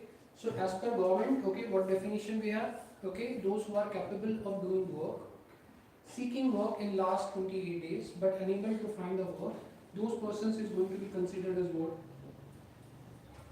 Those particular person is going to be called as a unemployed. That is there. Clear? Any doubt regarding this one? So this is definition you keep in mind. So 3 component is there. First is you need to be having capability. Second, you need to be actively searching for job. And third thing, unable to find a job. That is there. Then you'll be considered as what? You'll be considered as nothing but unemployed. So you have to be seeking. You are capable of doing work. You are actively seeking for work, but unable to find a work. Then you are going to be called as what? You are going to be called as unemployed. That is there. So this concept you keep in mind with regard to term unemployment. That is there. Clear? Any doubt regarding this particular thing? Why this concept? Why this concept of unemployment given by the government? Capable of doing work means what? Let's say if I am not in a position to do work itself, then what will happen? Physically challenged. Could be physically challenged. Let's say I don't have a skill itself. Industry is hiring, giving me a job. Industry is offering me a job, but I don't have a skill also. To do. Then I am not capable to do work. So I need to be first capable to do a work. That is there. Second is what? Actively searching for the work. That is there. If let's say I stop searching for the work, I become frustrated. No one is giving me a job. I am not looking now for any job that is there. Then what will happen? Government will not count me in unemployment. That is there. For the government, I have to be actively looking for actively looking for the work, okay, that is okay there. So I need to be actively searching for the work, okay, that is okay there. Clear? Any doubt regarding this one? And the third is what? Third is nothing but okay, unable to find the work. Then government is going to consider me what? Consider me as an unemployed person. This is what the definition that is okay there. Fine. Any doubt regarding this particular thing? Okay. So three components you keep in mind: capability, actively search, okay, and third is what? Unable to find a work, okay, that is okay there. Clear? Any doubt regarding this particular thing? So what is the cause of unemployment? What is the cause of unemployment? Population growth, okay. Any other thing? Lack of development. Lack of development, fine. Any other thing? Skill. Lack of skill, okay. Any other thing? Any other thing? What could be cause for unemployment? Yeah, automation. Okay, automation, yes, okay, that is okay there. Then machineries, that is automation only, yes, okay. Then Health. wealth, Health. health, okay, not productive enough, fine. Any other thing? Any other thing? What can be included, okay, as a reason for unemployment?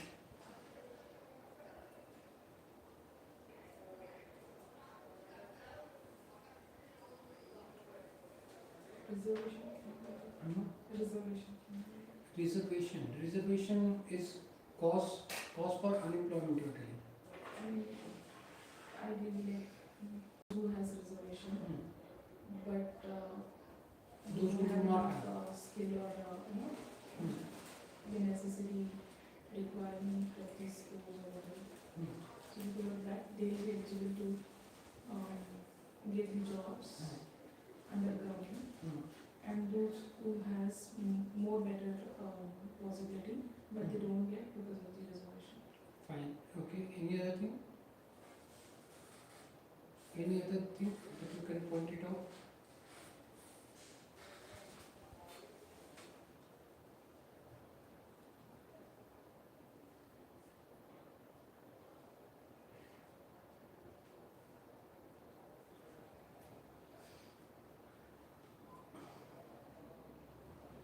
Due to monsoon season,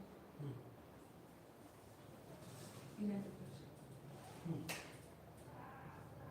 So the first thing that you have to keep in mind is why there is a there is a unemployment in India. So if you remember, we talked about Indian growth is which type of growth? Jobless growth. Why there is a jobless growth? We are moving directly from which sector to which sector? Agriculture to service sector. We are not able to grow which sector? Manufacturing sector. We discussed agriculture worker can't be absorbed in what? Services sector. Why agriculture worker can't be absorbed in service sector? Service sector requires knowledge, skills, okay. While agriculture worker can be absorbed in which sector? Manufacturing sectors, okay. That is okay. So lack of growth of which sector? Manufacturing sector. That is okay. One of the major factor for unemployment, okay. So as you see, China is okay invested heavily on which sector? Manufacturing sectors, okay. So that okay they can what? They can employ their large population that is okay there. Of course, population is larger also in China, okay. Not only in India, population is large. It is large also in China that is okay there. But China is able to employ the population. Why? Because of nothing but okay what? Because of growth of which sector? Manufacturing sector. So one problem that you are seeing is the lack of growth of which sector in India? Manufacturing sector in India, or the nature of growth in India, that is jobless growth in India. That is the one cause of unemployment that is okay there. Yeah? Secondly, okay, low mobility of worker. Low mobility of worker. That is okay, one major reason also for unemployment that is okay there. What is low mobility of worker means? Lack of transportation. Lack of transportation, yes, okay, that is okay, one of the major reasons. Linkages is not there between rural and urban areas, okay. Let's say in rural areas there is a more requirement of job when? In rural areas there is more requirement of job during sowing season and during harvesting season. In between that, okay, what is happening? Okay, yes, people are engaging in Manrega, okay, in between that, okay, you have a lesser requirement because you have to give fertilizer, you have to give, okay, what, irrigation, crops will automatically grow, okay, you don't have to do anything to grow now. Sowing season requirement and harvesting season, in between what people will do? If they have better mobility, transportation network, other network, then what will happen? They can move towards where?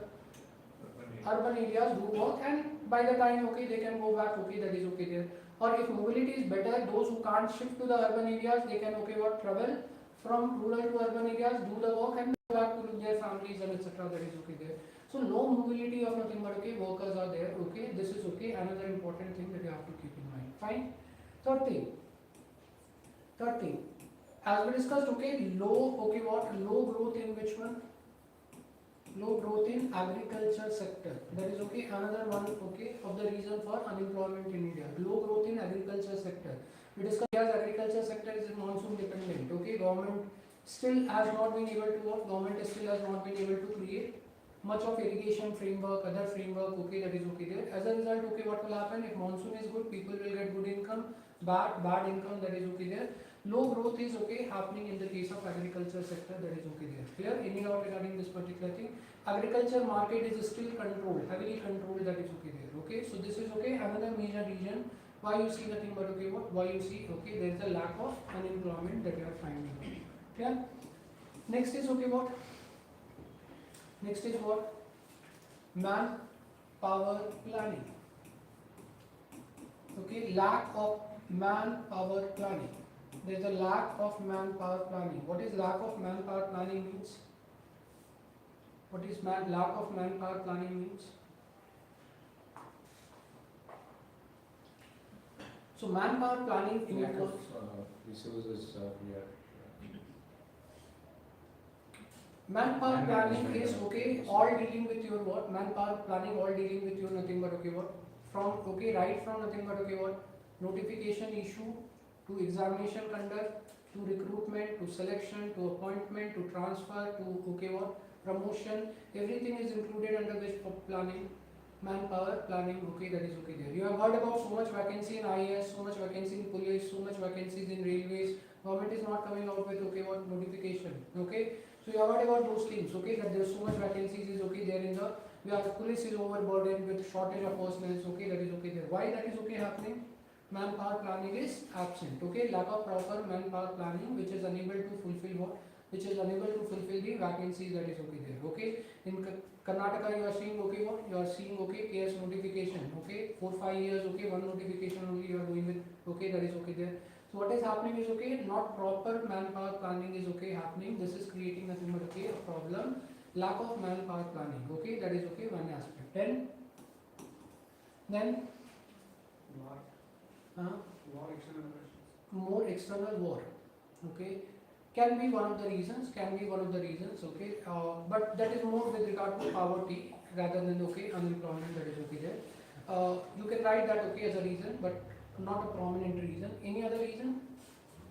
Any other reason that you have to keep in mind? One, okay, other thing that you see is okay, lot of regional disparity. Okay, regional disparity or imbalanced growth. You can also write that imbalanced growth. Okay, that is okay, one cause for nothing but okay, unemployment. There are few centers, okay, like NCR, like Bangalore, like Pune, like okay, Mumbai. You'll see nothing but okay, those centers are what? Those centers are nothing but okay, higher, okay, government is investing on those particular centers, leading to what? Over concentration of population over there, and rest of the other areas is what? Rest of the other areas has not been focused. Okay, that is okay there. This is degrading quality of life in what? In these areas also as well as other areas also. Because if over population, then what will happen? Traffic congestion, pollution, okay, slums, okay. Those things are growing in the case of nothing but okay, urban areas. Okay, on the other side, rural areas, okay, growth is not happening. So imbalanced growth, okay, that is okay. Another major okay reason for nothing but okay, what? Reason for nothing but okay, unemployment creation, that is okay. Clear? Any doubt regarding this particular thing? Next, India, okay, what? India is also facing a problem of what? India is also facing a problem of climate change.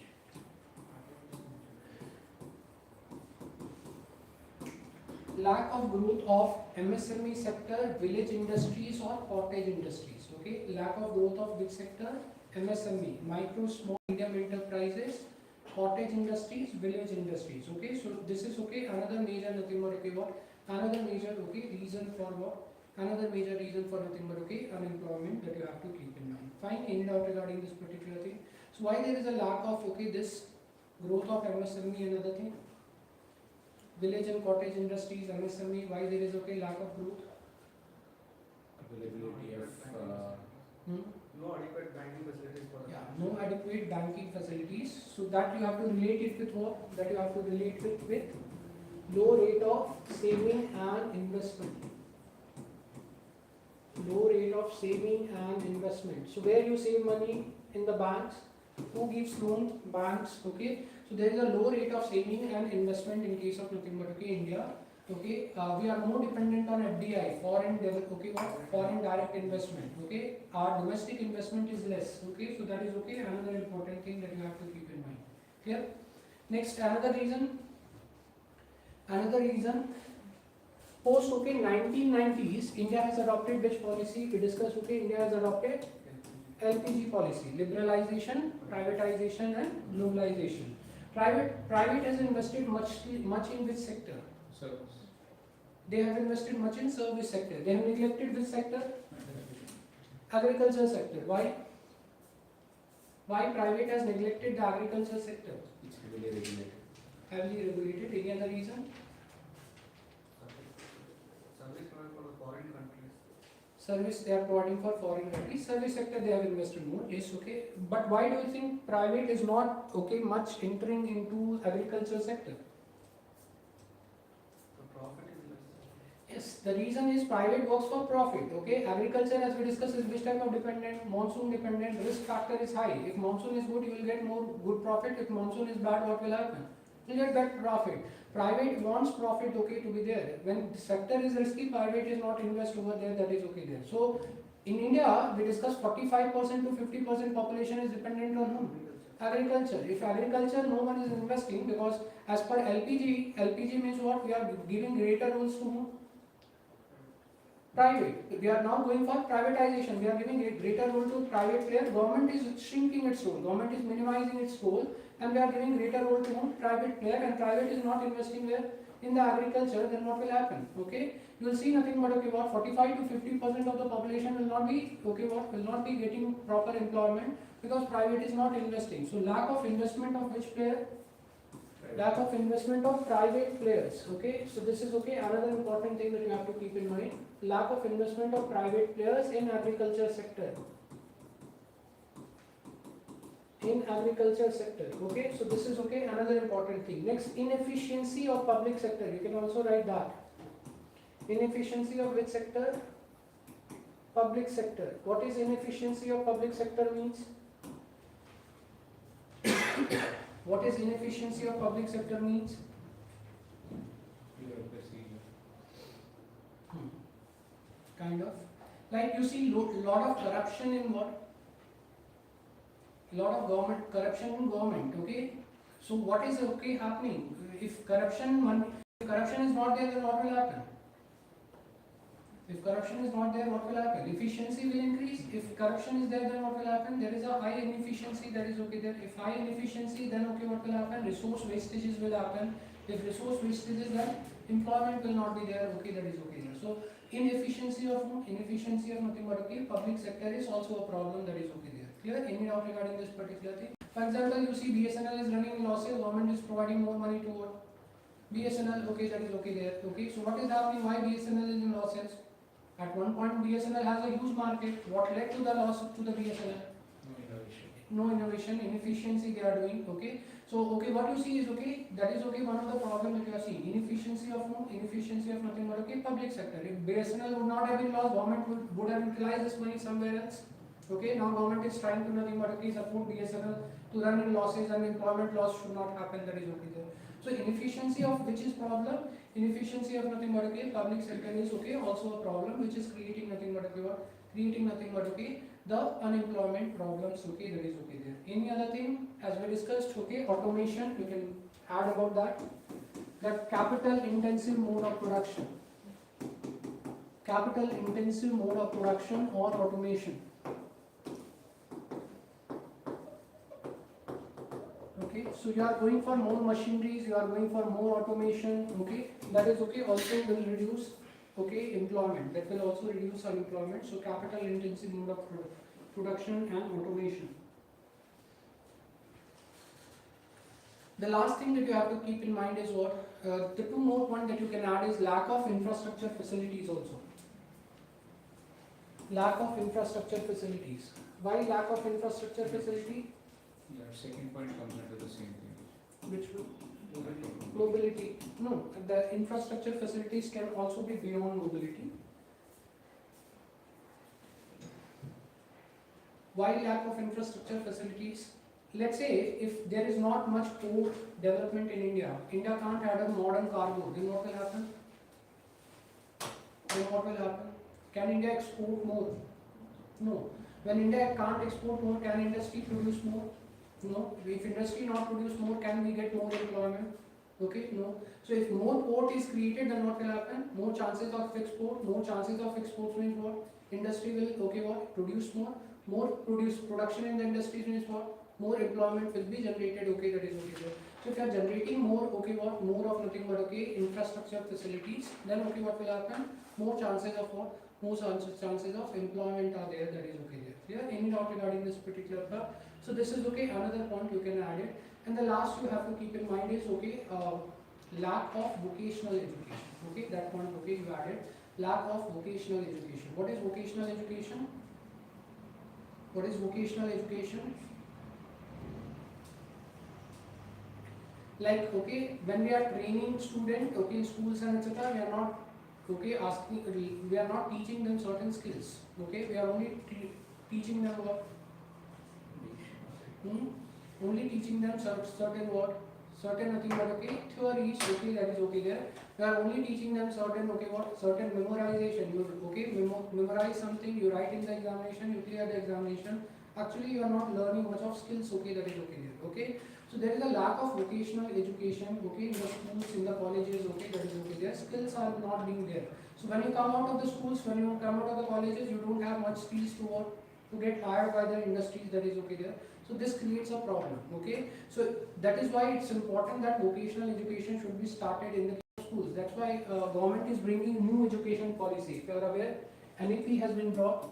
NEP 2020 government has introduced new education policy 2020 government has brought, in which they have mandated okay what? Mandated vocational education from class 6 onward, that is okay there.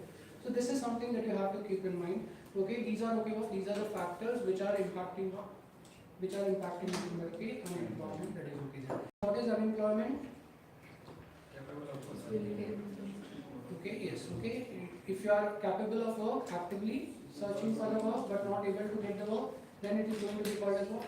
Unemployment. What are the causes of unemployment? You remember these causes for nothing but okay, unemployment. Have a break and then we'll further continue.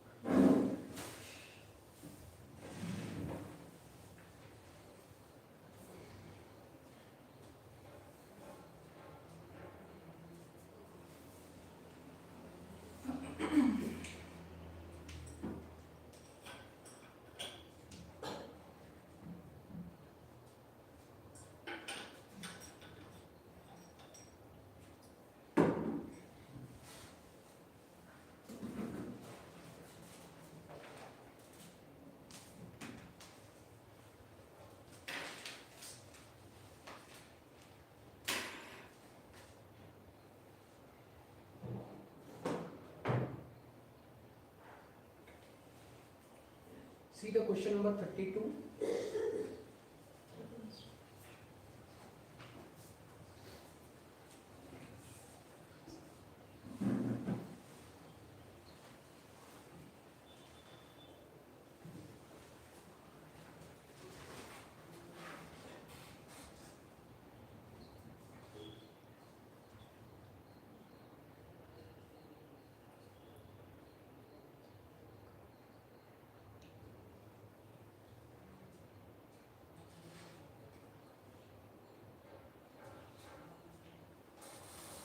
Only three. Hmm? Only three. Only 3 is correct. Okay, fine. So you see, here the question has been asked regarding which type of workers? Casual workers. Okay, now this classification of workers are being done in what? Are being done in a census. Okay, so generally you know that government conduct what? Conduct the census. In census we classify 3 types of worker. These are called as a male worker, marginal worker, and the third type of worker is called as a casual workers. So there are 3 types of nothing but workers are there. Main worker, marginal worker and casual workers, that is okay there. These 3 classification are being done in the case of census. Okay, so currently you know that census is going on. Okay, so who conducts census? Who conducts census? Ministry of Home Affairs. Ministry of Home Affairs. Under the Ministry of Home Affairs, who is responsible? Who is responsible? Which office is responsible? It is Office of Registrar and Census Commissioner of India. And Census Commissioner of India. This office works under Ministry of Home Affairs. And this office is responsible for what? Conducting the census. Okay, so when we in census we collect 3 types of workers data. Which are the 3 types of worker data? Main worker, marginal worker, as well as nothing but casual worker, that is there. Clear? Any doubt regarding this one? So along with this, so this is one classification we have discussed. Another we have discussed is what? Remember, workers we have classified based on sectors. Workers we have also classified based on sectors. Anyone remembers? What was the classification? Yeah, in primary sector you saw which type of worker? Red collar worker, blue collar worker, white collar worker, gold collar workers. Those workers we have classified. So that you also remember it. Then there is what? We also talked about something called gig workers or platform workers. Okay, we have also talked about this particular term, gig workers and platform workers. So one thing that you have to keep in mind is the differences between all these type of workers. Okay, that is there. Clear? So you have to know main worker, you have to know marginal worker, you have to know casual worker, you also have to know gig worker, you also have to know nothing but platform workers. These are the workers that you have to keep in mind. Clear? So heading you mentioned it as type of worker. Heading you mentioned as a type of worker. And first you write out regarding main worker. Answer for the question. We are coming to that. Okay, you will give me the answer. I will not give you. Okay. This is not this. Huh? Not this. Huh? At present generation, Huh? artificial intelligence and robotics are coming up, and service sectors they are going for everything. They are using artificial intelligence. So this artificial intelligence and robotics will be the in future case unemployment some reasons. See, there are 2 ways, in which we can use a technology. Technology can assist human, technology can replace human. Depending upon which type of technology we are going to use. Okay, so that is going to decide whether more crisis will happen or more crisis will not happen. See, any technology when comes, disruption will happen. 1970s, 80s when computer came, what had happened? People thought that computer will replace what? All the jobs, because computer can fetch lot of data, you file workers, other workers who were maintaining all those things, they will lose the job, that is there. But computer created many jobs also. So whenever any technology comes, always there is a fear, there is a disruption that happens. Technology will bring disruption. This disruption will cause what? Cause nothing but loss of job also. It will also create a job also. It depends whether we are able to capitalize on the creation of the jobs. Like we are able to capitalize on what? Computer jobs, that is there. So service sectors, our service sector booms, happens after 1990s, that is there. So we are able to capitalize on that, So it depends, how the government is able to capitalize the technology disruption, that is there. So any technology, whenever it comes, it creates, okay, when industrial revolution happens, who lost the job? Handicraft workers lost the job, okay, they shifted towards agriculture, that is okay there. But industrial revolution also created many jobs. It created logistic jobs, it market jobs, sales jobs, okay, those type of jobs were also created, that is okay. So technology disruption will always happen, okay, and it will lead to loss of job also, it will lead to creation of job also, okay, depends, okay, how we are utilizing that, okay. Secondly, how, okay, we want to use the technology, whether we want to replace, okay, the humans with technology, or we want, okay, technology to assist the humans, okay. That will also, okay, that will also nothing but, okay, decides whether, okay, technology will lead to more job losses or less job losses, okay. So write down first regarding main workers, those workers who are employed, for a major part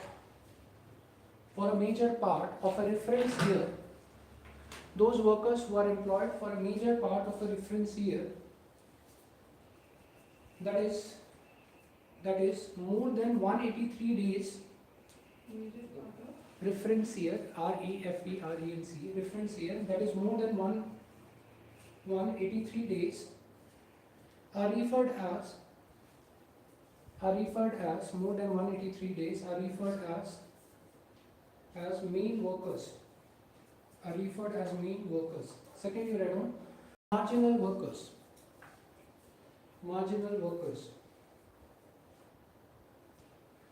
those workers that works for less than 183 days, work for less than 183 days in a reference year,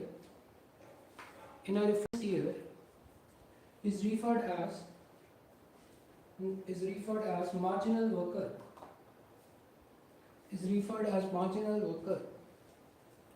Third, you write down non-workers, the individual who are not engaged in any economic activity,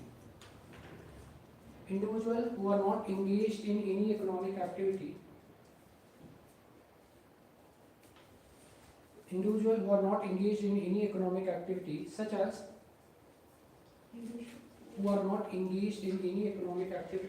as students, homemakers,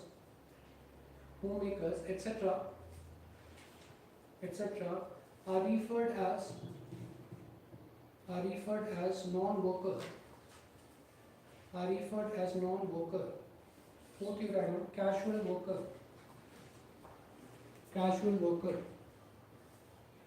Those workers who are hired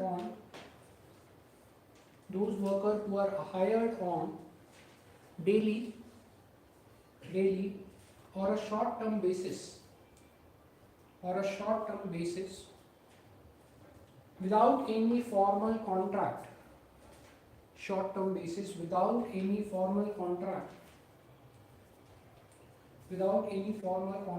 are referred as casual workers. Next, we write down platform workers.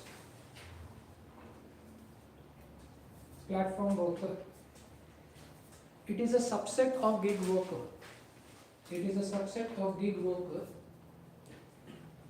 Who uses online platforms. It is a subset of gig workers who uses online platforms such as Swiggy, Zomato, Ola, Uber, etc.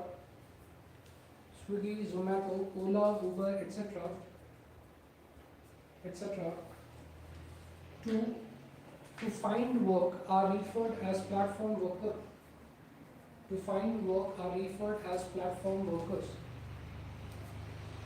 Next, we write down gig worker. Those workers who work outside of traditional employer-employee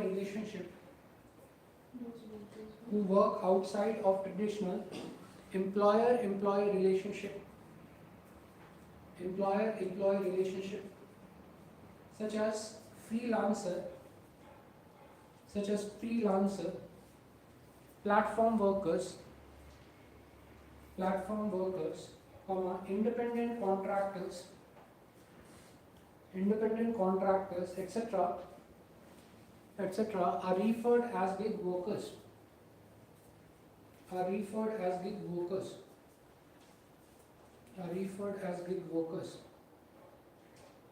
Fine. Now answer this one.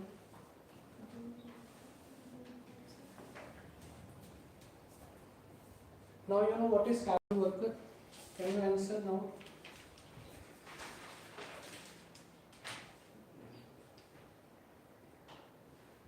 Which of the following statements are correct or wrong? Correct. Okay, you have to find it. None. None is correct. Okay, find anyone else.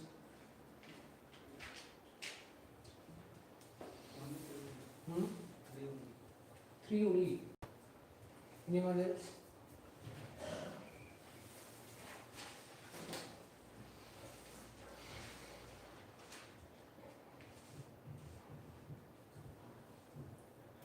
So first statement says casual workers are provided EPFO coverage. What is Employment Provident Fund coverage? So those industry who hire more than 20 workers has to nothing but deposit money into which fund? EF fund, and both employer and employee has to contribute. So those those are referred as employee provident fund or employee provident fund coverage, that is there, clear? But here we are saying all casual workers, since casual workers are not employed in a formal contract. When they are not employed in a formal contract, then what will happen? They will not be eligible for whom? They are not part of industries, they are not employed on a formal basis, they are not part of industry, so will not be under the coverage of whom? EPFO. Clear? Second statement says all casual workers are entitled for regular working hours and overtime payment. Is it correct? Very much correct statement. All casual workers are required for regular working hour and overtime payment, that is there. Government has come out with what? Government has come out with the labor provision. You cannot exploit the laborers even if they are casual labor, that is there. All casual workers are entitled for regular working hour as well as nothing but overtime payment. If you are employing them overtime, that has to be nothing but payment has to be done. Let's say construction workers or constructing your building will construct from morning to evening, that is there, that is After evening they will go to the home, that is there. Clear? So what will happen is if you are employing them, you have to pay overtime to nothing but those particular person. If you are employing them, they will charge extra wages for that. So this is something that you have to keep in mind. This is very much correct. Government has brought these regulations for contract worker, casual workers to minimize their exploitation, that is there. Clear? The government can, by a notification, specify that establishment or industry shall pay wages only through bank account. Yes, this is also very much correct statement. So here answer will be what? Answer will be nothing but 2 and 3 only. Answer here will be nothing but 2 and 3 only, that is there. So here answer will be which answer? B answer, that is there. Clear? For example, government, even for Manrega wages, government has now notified that wages should be given in what? Bank account itself, there will be no cash transaction, that is there. Clear? So what will happen is for any other establishment also government can notify that money has to be given into bank account. There should not be any formal transaction, as such, cash transaction, that is there. Fine. So government can do that. Government can notify that, that is there. Clear? So second and third are correct statement. First is nothing but what? Wrong statement. This you have to keep in mind. Fine. Any doubt regarding this one? So remember, who is a main worker? Who is a main worker? Works more than 183 days, means more than 6 months. More than 6 months. You have to nothing but work it. Then it is going to be a main worker or marginal workers, depending upon nothing but number of days. Then you have concept of what? Casual worker, platform worker, gig workers. You remember that one. I had initially thought of answer option 2 and 3, but since you brought up casual workers are not without any formal contract, and your points 2 and 3 would be not acceptable. They not are enforceable. no. It can be enforceable. Why it can be enforceable? Formal contract you do it with whom? Employee.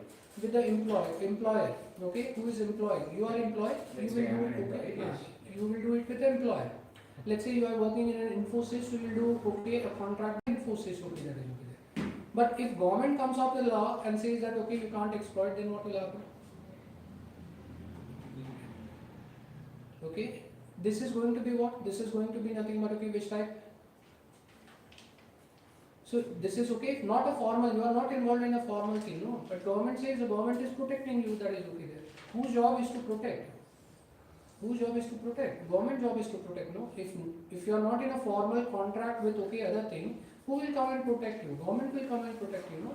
So the government has come out with a notification, regulation that, okay, government will not let, okay, casual laborers to get exploited by the people, that is okay there. Clear?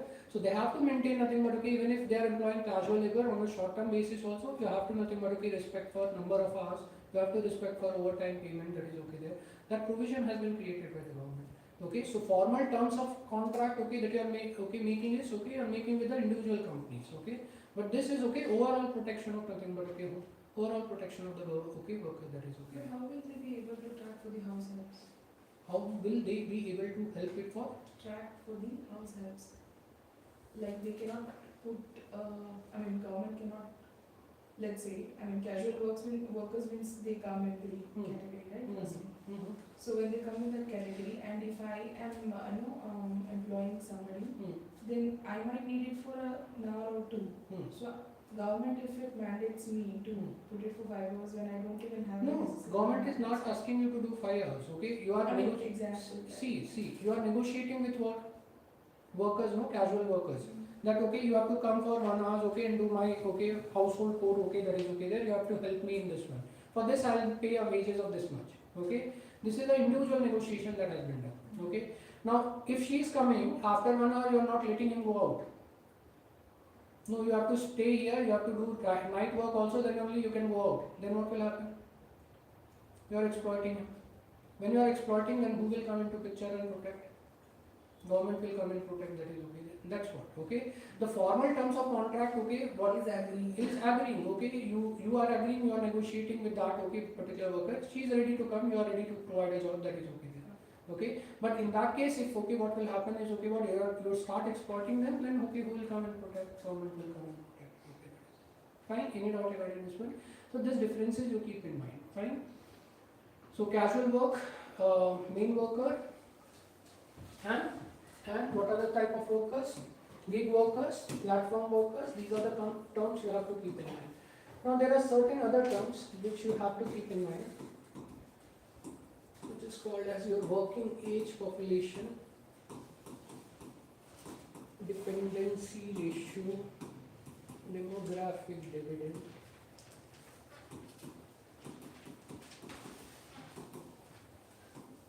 labor force.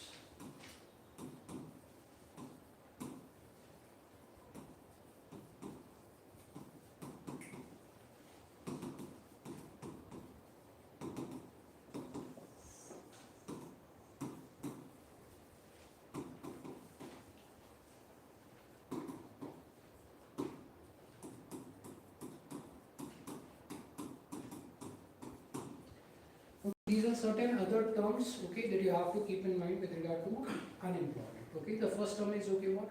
Working age population. What is working age population? The population which are currently in working age. Okay, population that are currently in working age is going to be called as what? Working age population, that is okay. Clear?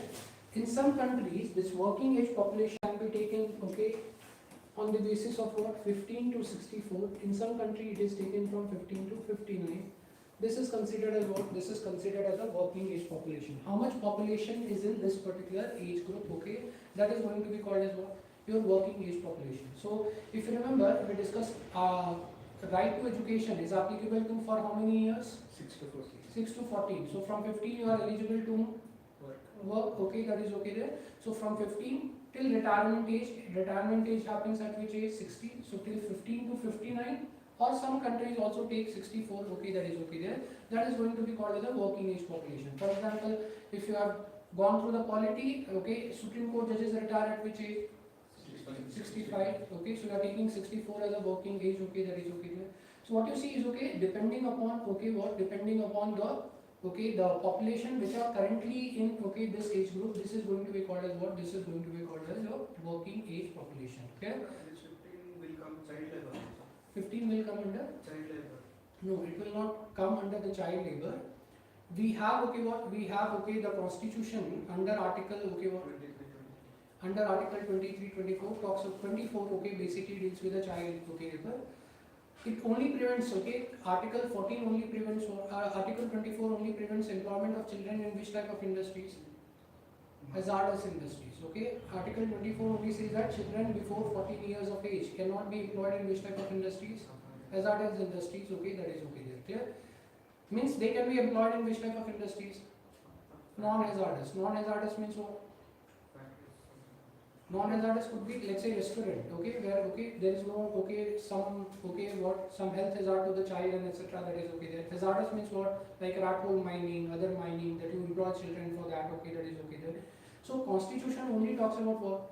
Constitution only talks about nothing but that less than 14 you can't employ them in which type of industries?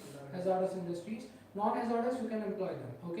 But we have created a Child Labour Act. Child Labour Act says that till the 14 years of age, you will not employ them either in hazardous or in non-hazardous. That is there. 14 to 18, you can employ them in which one? Non-hazardous. Above 18, they can be hazardous also, non-hazardous also. That is a child. So working age is what? 15 years taken. That is clear. So this is something that you have to keep in mind. Population which are in this particular age group, that is 15 to 59 or 15 to 56, 64. This is going to be called as which population? Working age population. So other than this, who are left? Less than 15, that is children. Greater than 64, that is elderly population. So they are going to be called as what? They are going to be called as what? They are going to be called as a dependent population. They are going to be called as which population? Dependent population. They are dependent on working people. So you will earn income, so that you can help your parents, so that you can help your children. That is there. So what will happen is they are called as what? They are called as a dependent population. That is there. So dependent population is how much? Dependent population is less than 15, greater than 64. So this is going to be called as a dependent population. So this is how we are going to calculate the dependency ratio. How much population is in dependent group divided by how much population is in what? Working age group. That will find what? That will find your dependent population. Fine. Any doubt regarding this one? Anybody having any doubt? How much population is in which age group? How much population is in which age group? Dependent age group. How much population is in working age group? Their division if you do, what you will find? Dependency ratio you are going to find. What you will find is dependency ratio you are going to find it.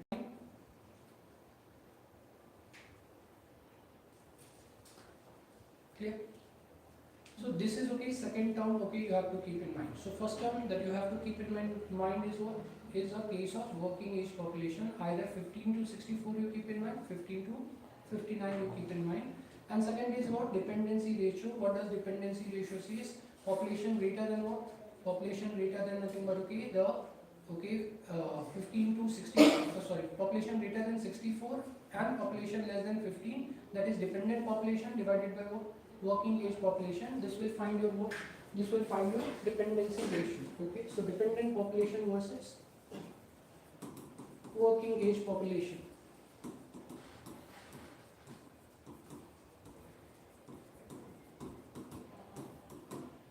Next terms comes to demographic dividend. What is demographic dividend? When more population is in which age group? Working age group. When more population is in this age group, 15 to 64. Let's say more population in this age group. Less population is in which one? Less is in dependent. Less is in dependent. More is in this one. Less is in dependent. Then what will happen? Then country can experience what? High growth. Yes, countries can experience high growth. That is there. Why? Because you know that what are the factors of production? Land, labor. So more labor means what? More growth can happen. More growth can happen. This phase is called as what? This phase is called as a demographic dividend. So when higher working age population lead to high growth, this is going to be called as what? This is going to be called as a demographic dividend, okay, that is okay there. So when higher working age population lead to high growth, okay, then it is okay called as what? It is called as a demographic dividend, okay, that is okay there. Clear? Any doubt regarding this particular thing? So India is currently experiencing this phase. India is currently experiencing what? A phase of demographic dividend, that is okay there, and we are expected to be in this phase till 2055. We are expected to be in demographic dividend phase till when? Till 2050, 2055. After which you will see a rise in what? Rise in elderly population and okay the dependent population. So you will see nothing but okay what? You will see India is expected to be in this phase group till nothing but okay what? Till nothing but okay 2055. So currently India is experiencing a phase of which phase? Demographic dividend phase, where higher growth is driven by whom? Higher growth is driven by people in a working age population, that is okay there. Clear? Any doubt regarding this particular thing? So this is okay what? This is nothing but okay another term that you have to keep in mind. Clear? Next comes okay term is your labor force. What is labor force? What is the labor force? Labor force deals with okay your number of employed people plus number of unemployed.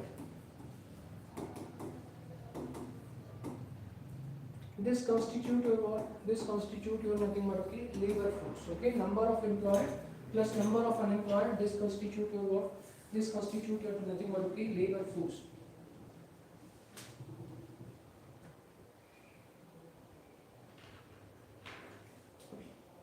Fine.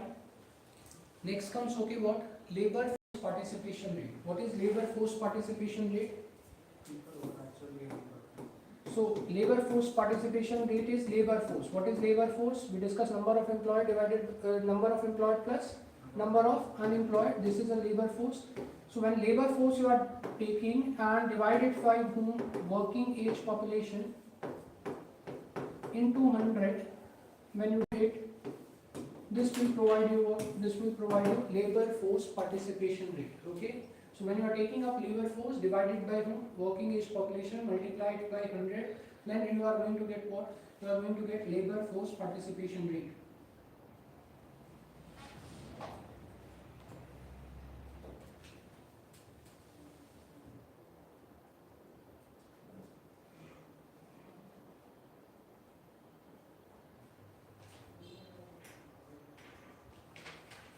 Fine. To give you an example, let's say there are 100 people in what? There are 100 people in what? Working age. Working age population we are taking up is what? 15 to 64. How much people are in working age? 100 people are in working age. Out of this, 50 people are employed. Out of this 100, how many are employed? 50 are employed. Let's say 20 people are seeking for the work. They are capable. They are okay seeking for the work. So they are going to be what? Unemployed. So labor force is going to be what? 50 plus 20, that is 70. Okay, so 70 divided by 100 into 100, that is 70%. Okay, so this 70% is going to be what? Labor force participation rate. Okay, so how much people are participating? Not all 100 in the working age. Okay, like you are in working age, you are in okay currently studying. You are not talking about what? Not taking any employment. Okay, that is okay there. So you are okay part of working age, but you are not employed neither unemployed, okay, because you are not looking for the work. You are currently student, you are currently nothing but okay doing work. So not every people in a working age will be part of labor force. How much people from working age will be part of labor force? Okay, those who are employed and those who are seeking for the work, okay, that is okay there. So that's based on that you are okay checking what? Your labor force participation rate, okay, that is okay there. Clear? Any doubt regarding this particular thing? So labor force is number of employed plus number of unemployed, okay, divided by whom? Divided by nothing but okay number of employed and number of unemployed, and labor force participation rate is labor force divided by working age population into 100, okay, that is okay there. Clear? Any doubt regarding this particular thing? What is unemployment rate? How do we calculate unemployment rate? How do you calculate unemployment rate now? Working age population. Working age population, then Number of employed by working age population. so unemployment rate means you have to take which one? You have to take nothing but okay number of unemployed people. Okay, you have to take number of unemployed Then you have to take whom? Then you have to take labor force into 100. When you are calculating this one, this is called as the unemployment rate. Okay. So number of unemployed is how much? In this example, we are taking how many people are unemployed? 20. So 20. How much is the labor force? 70 into 100. This get cancelled. Sorry. This gets cancelled. 200 divided by 7. 200 divided by 7 is how much? 7 2 ja 14. 6 67 8 are 56. So 28 point something percent is what? Unemployment rate. Okay, 28 point something percent is what? Unemployment rate, that is okay there. So number of unemployed divided by who? Labor force into 100 when you calculate it, then you are going to get what? Then you are going to get a unemployment rate. Okay, that is okay there. Clear? Any doubt regarding this term? So clear these terms. What is working age population? Okay, currently population, that is okay in 15 to 64 years of age, that is going to be called as the working age. Dependency ratio, dependent population divided by what? Working age population. Demographic dividend, the high growth rate, that is okay happening due to currently population and working age. Okay, that is going to be the demographic dividend. Labor force is what? Number of employed plus number of unemployed. Labor force participation rate is how much? Labor force divided by whom? Working age population into 100, that is okay there. And lastly you have okay which rate? Unemployment rate. Okay, that you have to keep in mind. How you calculate unemployment rate? Number of unemployed divided by labor force into 100. Okay, so this you have to keep in mind. Fine.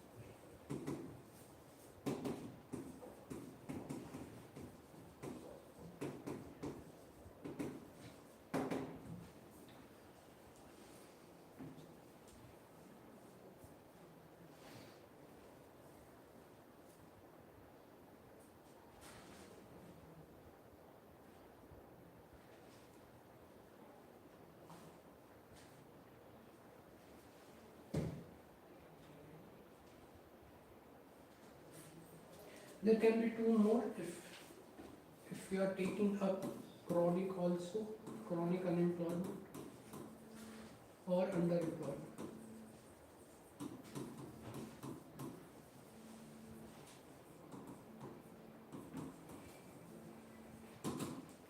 Chronic unemployment or underemployment.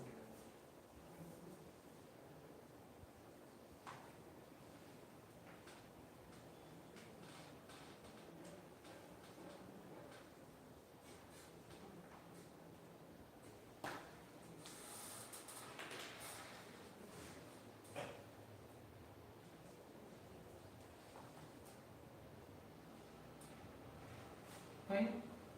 So first is, what is structural unemployment? What do you understand by this type of unemployment?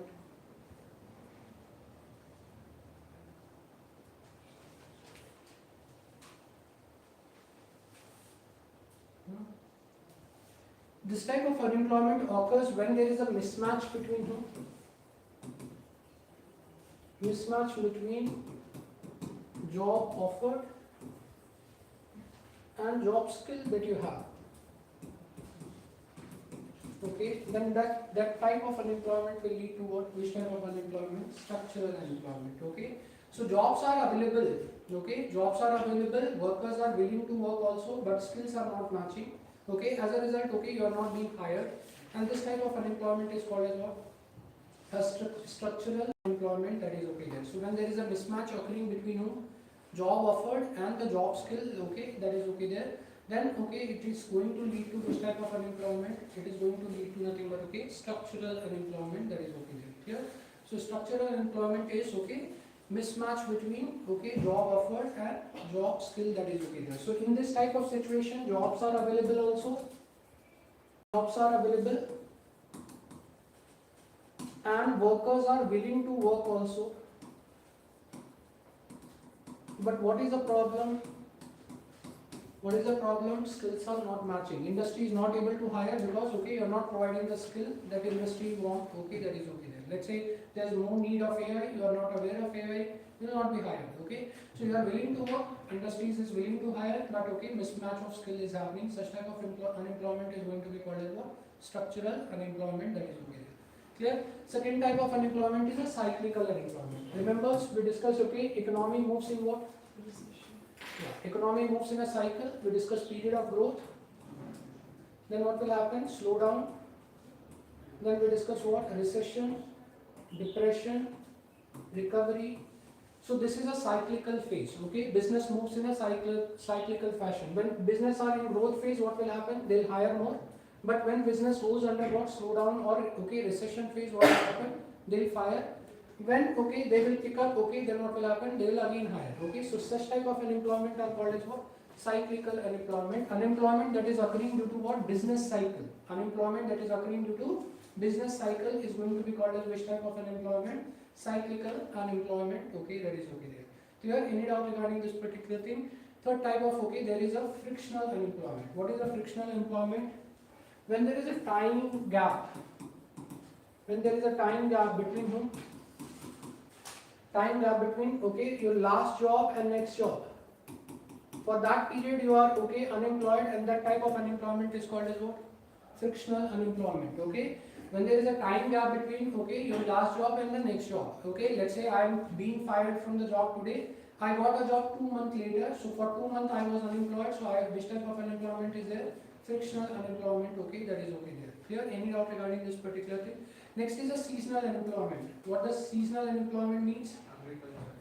Yes, okay, anything okay which is seasonal, okay, anything which is seasonal, okay, that is going to be called as a seasonal employment. Like sugar industries, okay, they have a crushing period in a particular season, okay, they generally crush from November, December to March, April. After that, okay, the industry will okay close down and okay, they will prepare for the next cycle, next crushing period, that is okay there. Okay, so what will happen is a seasonal nature of industries. Rice milling industry, when paddy comes into the market, rice milling industry functions, okay, after that okay, what will happen? They will stop to function, that is okay there. Tourism industry, okay, work in what? Particular cycle, okay, if you have okay what? If you see nothing but okay, peak tourist season, what is peak tourist season?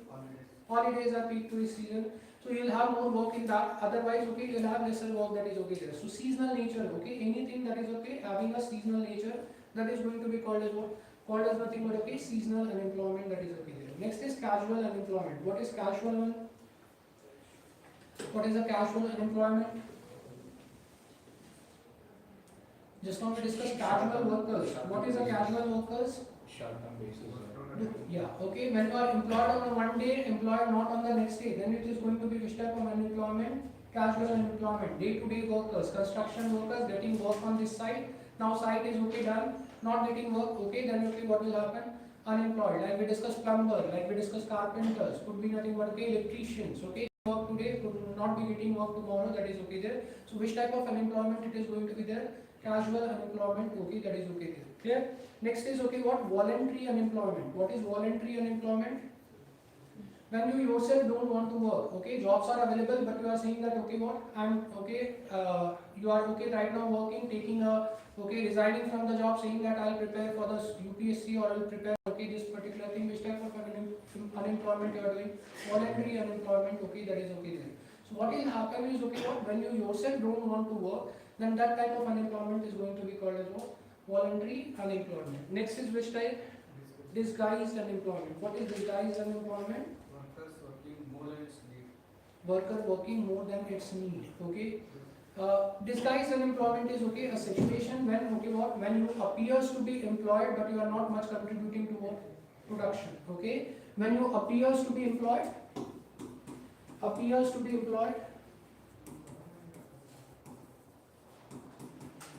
Okay, but okay, what? You are not contributing much to the production.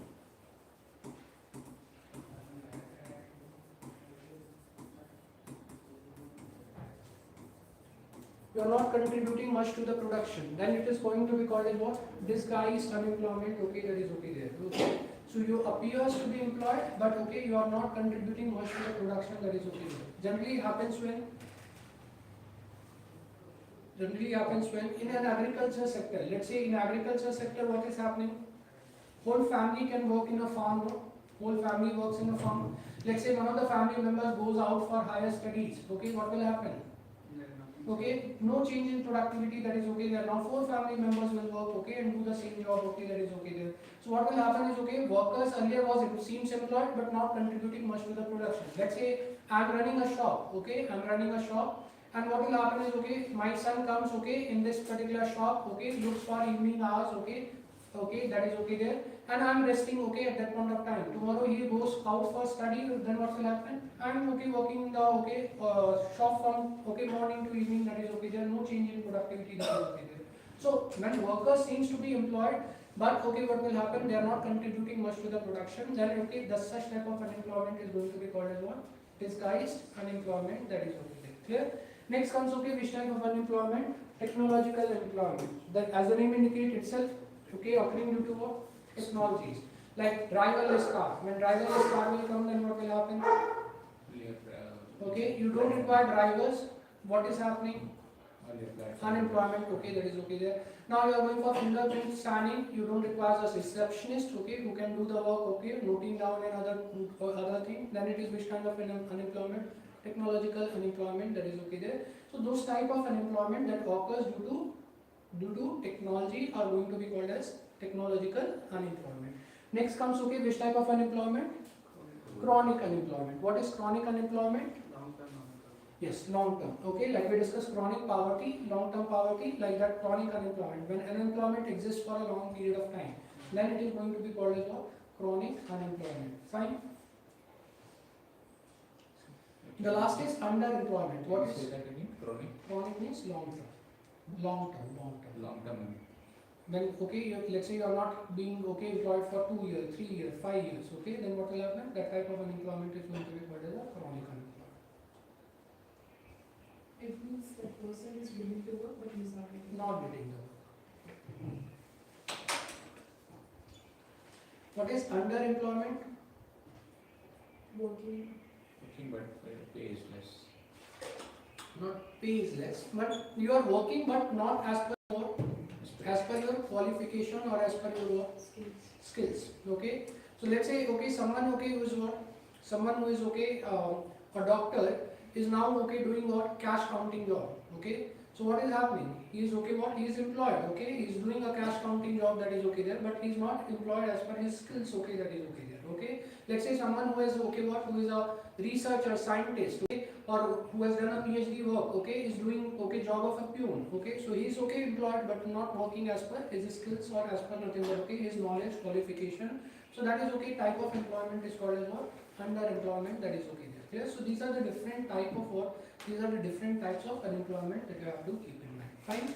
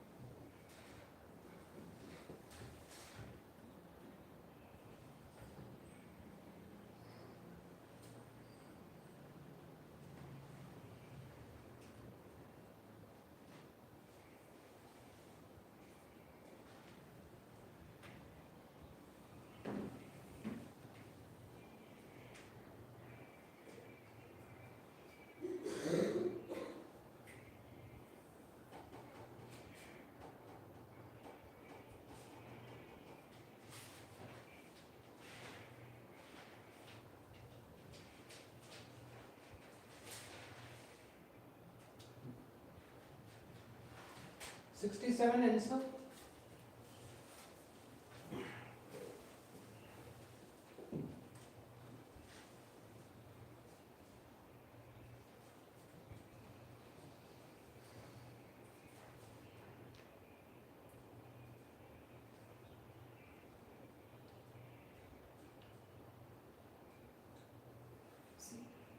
C.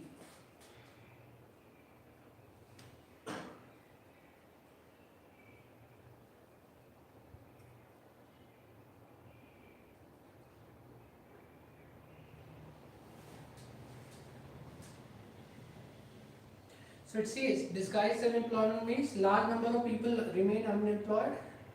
Alternative employment is not available. Marginal productivity of labor is zero or productivity of worker is low. Answer for this is what? D. Okay, answer for okay, this is what? D. What is worker productivity is low? Just now we discussed you are appears to be employed but not contributing much to the production. So if you are removed from the production, what will happen? Productivity will not be much impacted. That is okay there. So that's why okay, what will happen? Your contribution towards productivity is low. Okay, that's why if you are removed, you are not okay creating much of change okay on the status of production. That is okay there. So this is what we call as nothing but okay, which type of employment? Disguised unemployment. Clear? Any doubt regarding this particular thing? So this is okay, important thing that you have to keep in mind, because if you are removed from this particular thing, then okay, you are not much contributing. When you are not much contributing, there will not be much change in the production. That is okay there. Clear? Any doubt regarding this particular thing? This is how the question has been asked in the case of mathematical examination regarding types of unemployment. So remember that okay, these are the types of okay, what types of unemployment that you keep in mind. Fine. Now there are approaches to measure okay, what approaches to measure nothing but okay unemployment.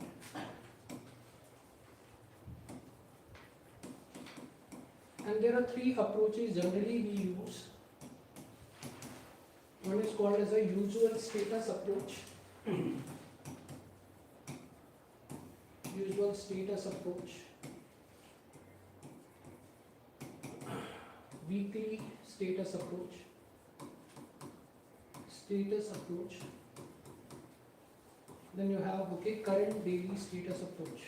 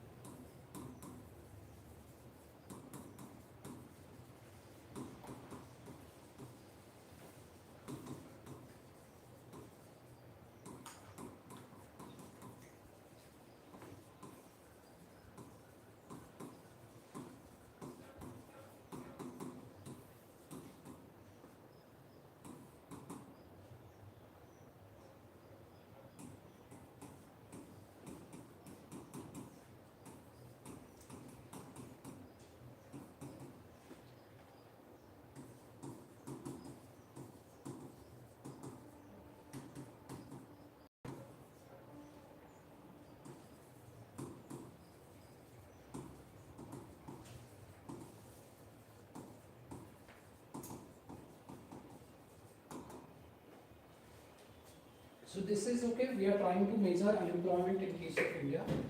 So you can measure unemployment through what? Household survey, through enterprise survey, through administrative data, through government schemes, okay, that is okay there. So household survey, who is okay doing? One is okay, census. In census you are doing household survey. Second, okay, you are doing in what? Periodic labor force survey, okay, that is okay there.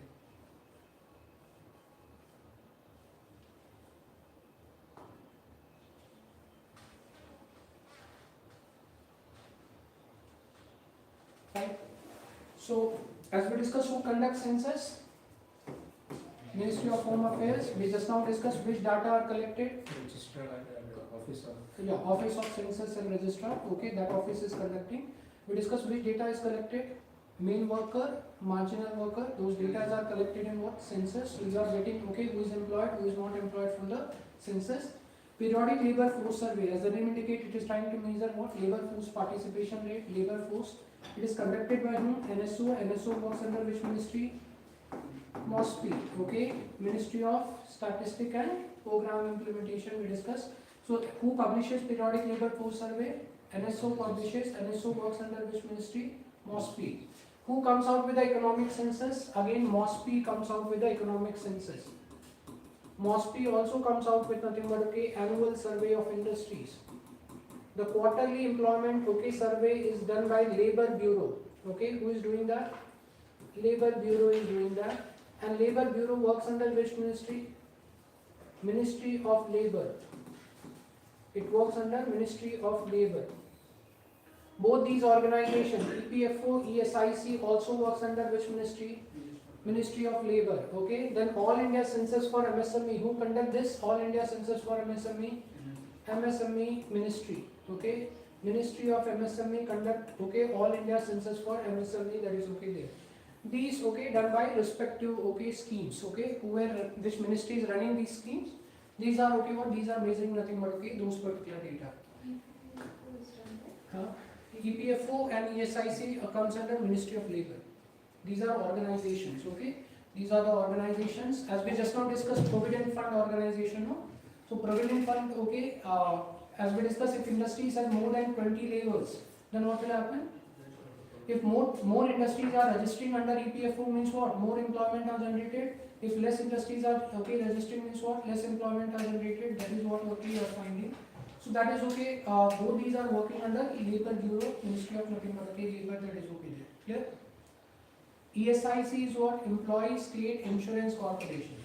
ESIC stands for what? Employee State Insurance Corporation. It also works under Ministry of Labor. EPFO is what? Employee Provident Fund Organization. EPFO is Employee Provident Fund Organization. ESIC is okay Employee State Insurance Corporation. Both works under what? Both are works under nothing but okay Ministry of Labor, that is okay there. Clear? Any doubt regarding this particular thing? So what is household survey means? What is household survey means what?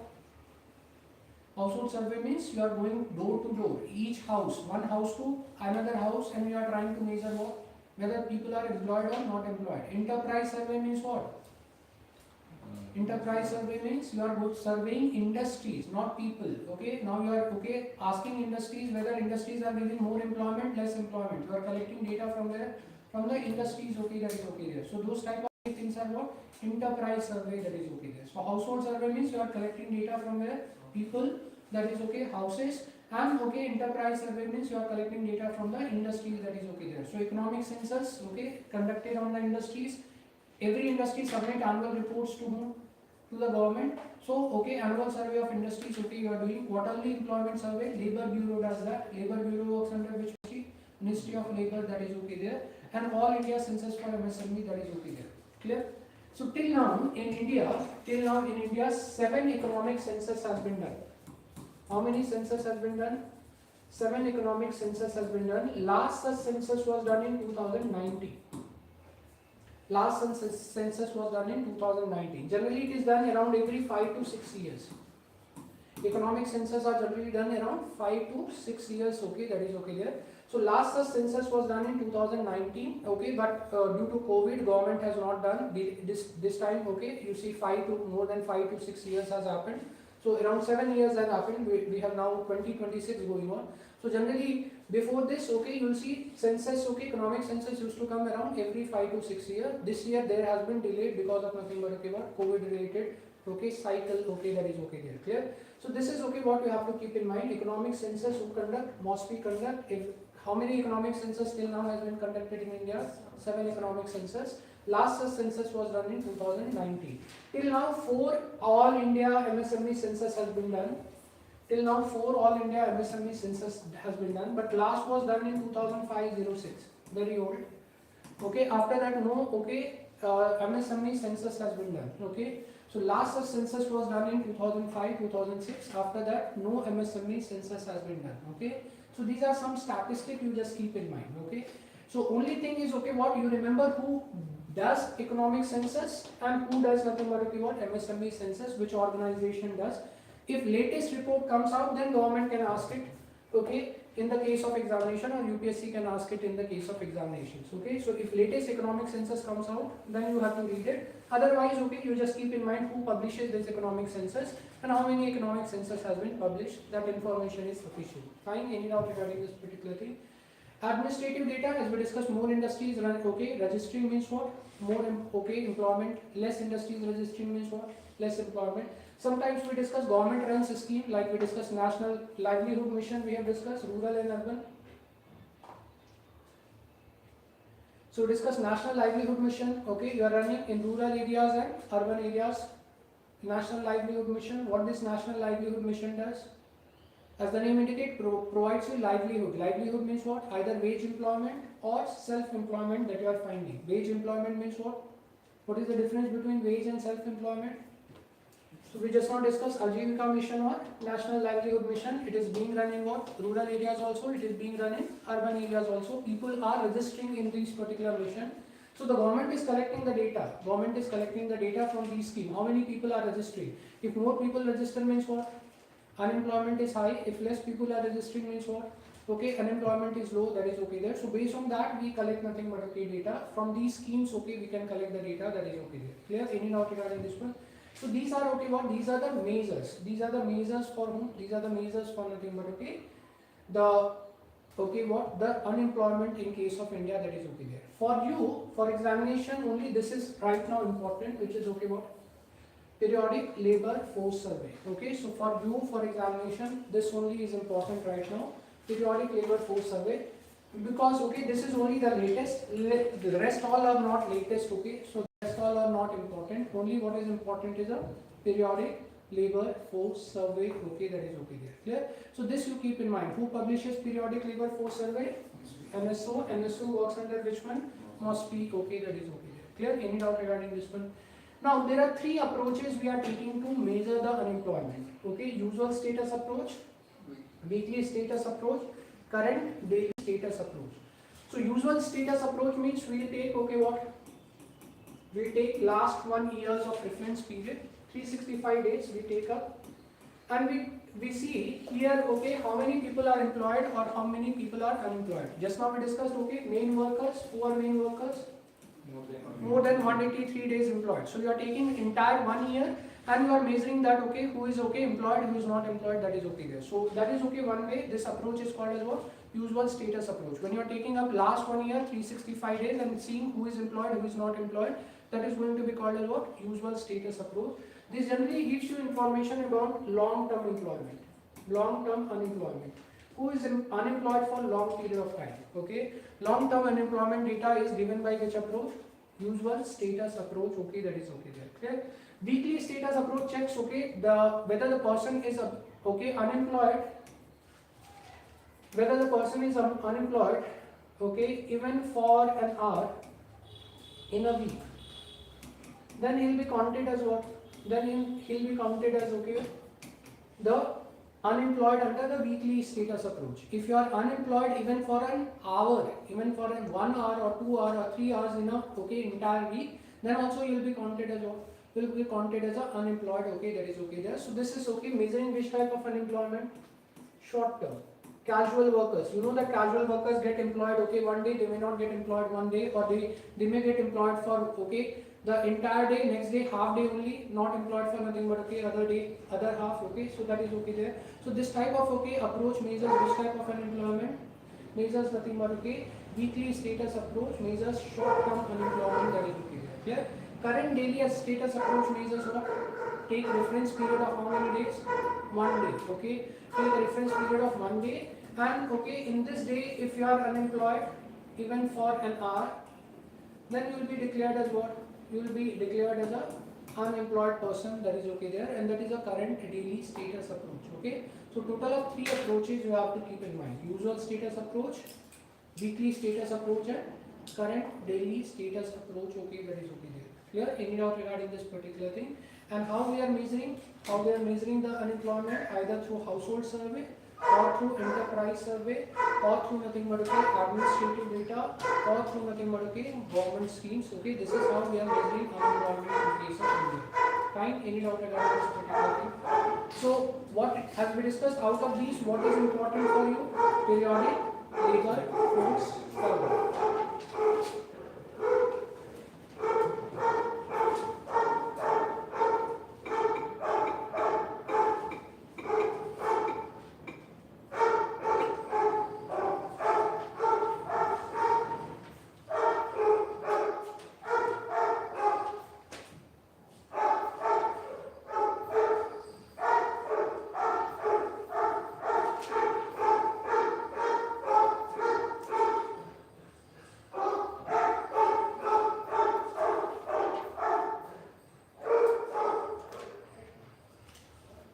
So you can see this is okay what, this is nothing but okay, periodic labor force survey of the government. So what you see is okay what, you have to okay what, you have to keep in mind this particular survey, that is periodic labor force survey. Fine. What you have to refer here is what you have to refer here is okay, just the statistic you have to keep in mind. Statistic in the sense that whether okay what, whether labor force participation rate in India is increasing or decreasing. Whether labor force participation rate in India is increasing or decreasing, that you have to keep in mind. Clear? So statistic you have to keep in mind. Trend, okay, means actual number don't keep in mind. Okay, what you have to keep in mind is a trend. Whether okay, okay, labor force participation rate is increasing or decreasing. Whether unemployment rate is what? Increasing or decreasing in case of nothing but okay, latest periodic labor force survey, that is okay there. Clear? Whether male labor force participation rate and female labor force participation rate is increasing or decreasing. More male are participating in job, or okay, more female are participating in job. You have to see from both rural and urban areas. These 4 trends you have to keep in mind. Okay, what trend you have to keep in mind from periodic labor force survey? Okay, one is okay what, whether labor force participation rate is increasing or whether labor force participation rate is decreasing. Second thing, unemployment rate increasing or unemployment rate decreasing. Third thing you have to keep in mind is what? Male labor force participation rate in rural areas and urban areas, and female labor force participation rate in rural areas and urban areas. You have to keep this trend in mind, that is okay there. Clear? So again, this is okay your homework. Try to find out okay the trend. Okay, just go through. Okay, you can go through. You can type periodic labor force survey and okay PIB. Okay, you will get okay the data from Press Information Bureau. You just okay note down the trend, okay, that is okay there. This is sufficient for nothing but okay periodic labor force survey. Okay, so 2 homework today is there. What are the 2 homework? One is to go through the schemes, note down okay who is launching, which ministry is running, okay, and what is eligibility condition, whether it is centrally sponsored or central sector scheme, that is okay there. And second you go through what? Second you go through periodic labor force survey and try to find out nothing but okay these trends okay that are there. Clear? Any doubt regarding this particular thing? So this finishes your what? This finishes your also concept of unemployment. Okay, so we are done now with the poverty. We are now done with the term unemployment that you have to keep in mind. Clear?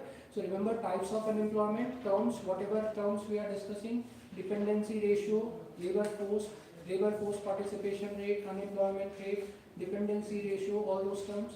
Main worker, casual worker, gig workers. Okay, all those terms you keep in mind.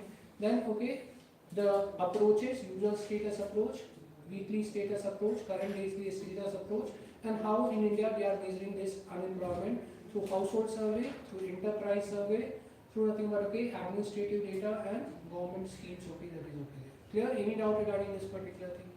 Okay. So we'll stop today at this point. Rest will start with inequality in the tomorrow's class, and also we'll start with the banking part. Okay, that is it. Anybody have any doubt? Sir, is there any government schemes related to unemployment? We are going to take up later. Okay, government related. Like, okay, some of the schemes are this only, National Livelihood Mission, Manrega and BG Ram, which we have discussed. Okay, so that is okay there. Some skill development initiatives are there, which we'll take up later. Okay, when we come to the Indian part. Okay. Fine. Anybody having any other doubt? Thank you for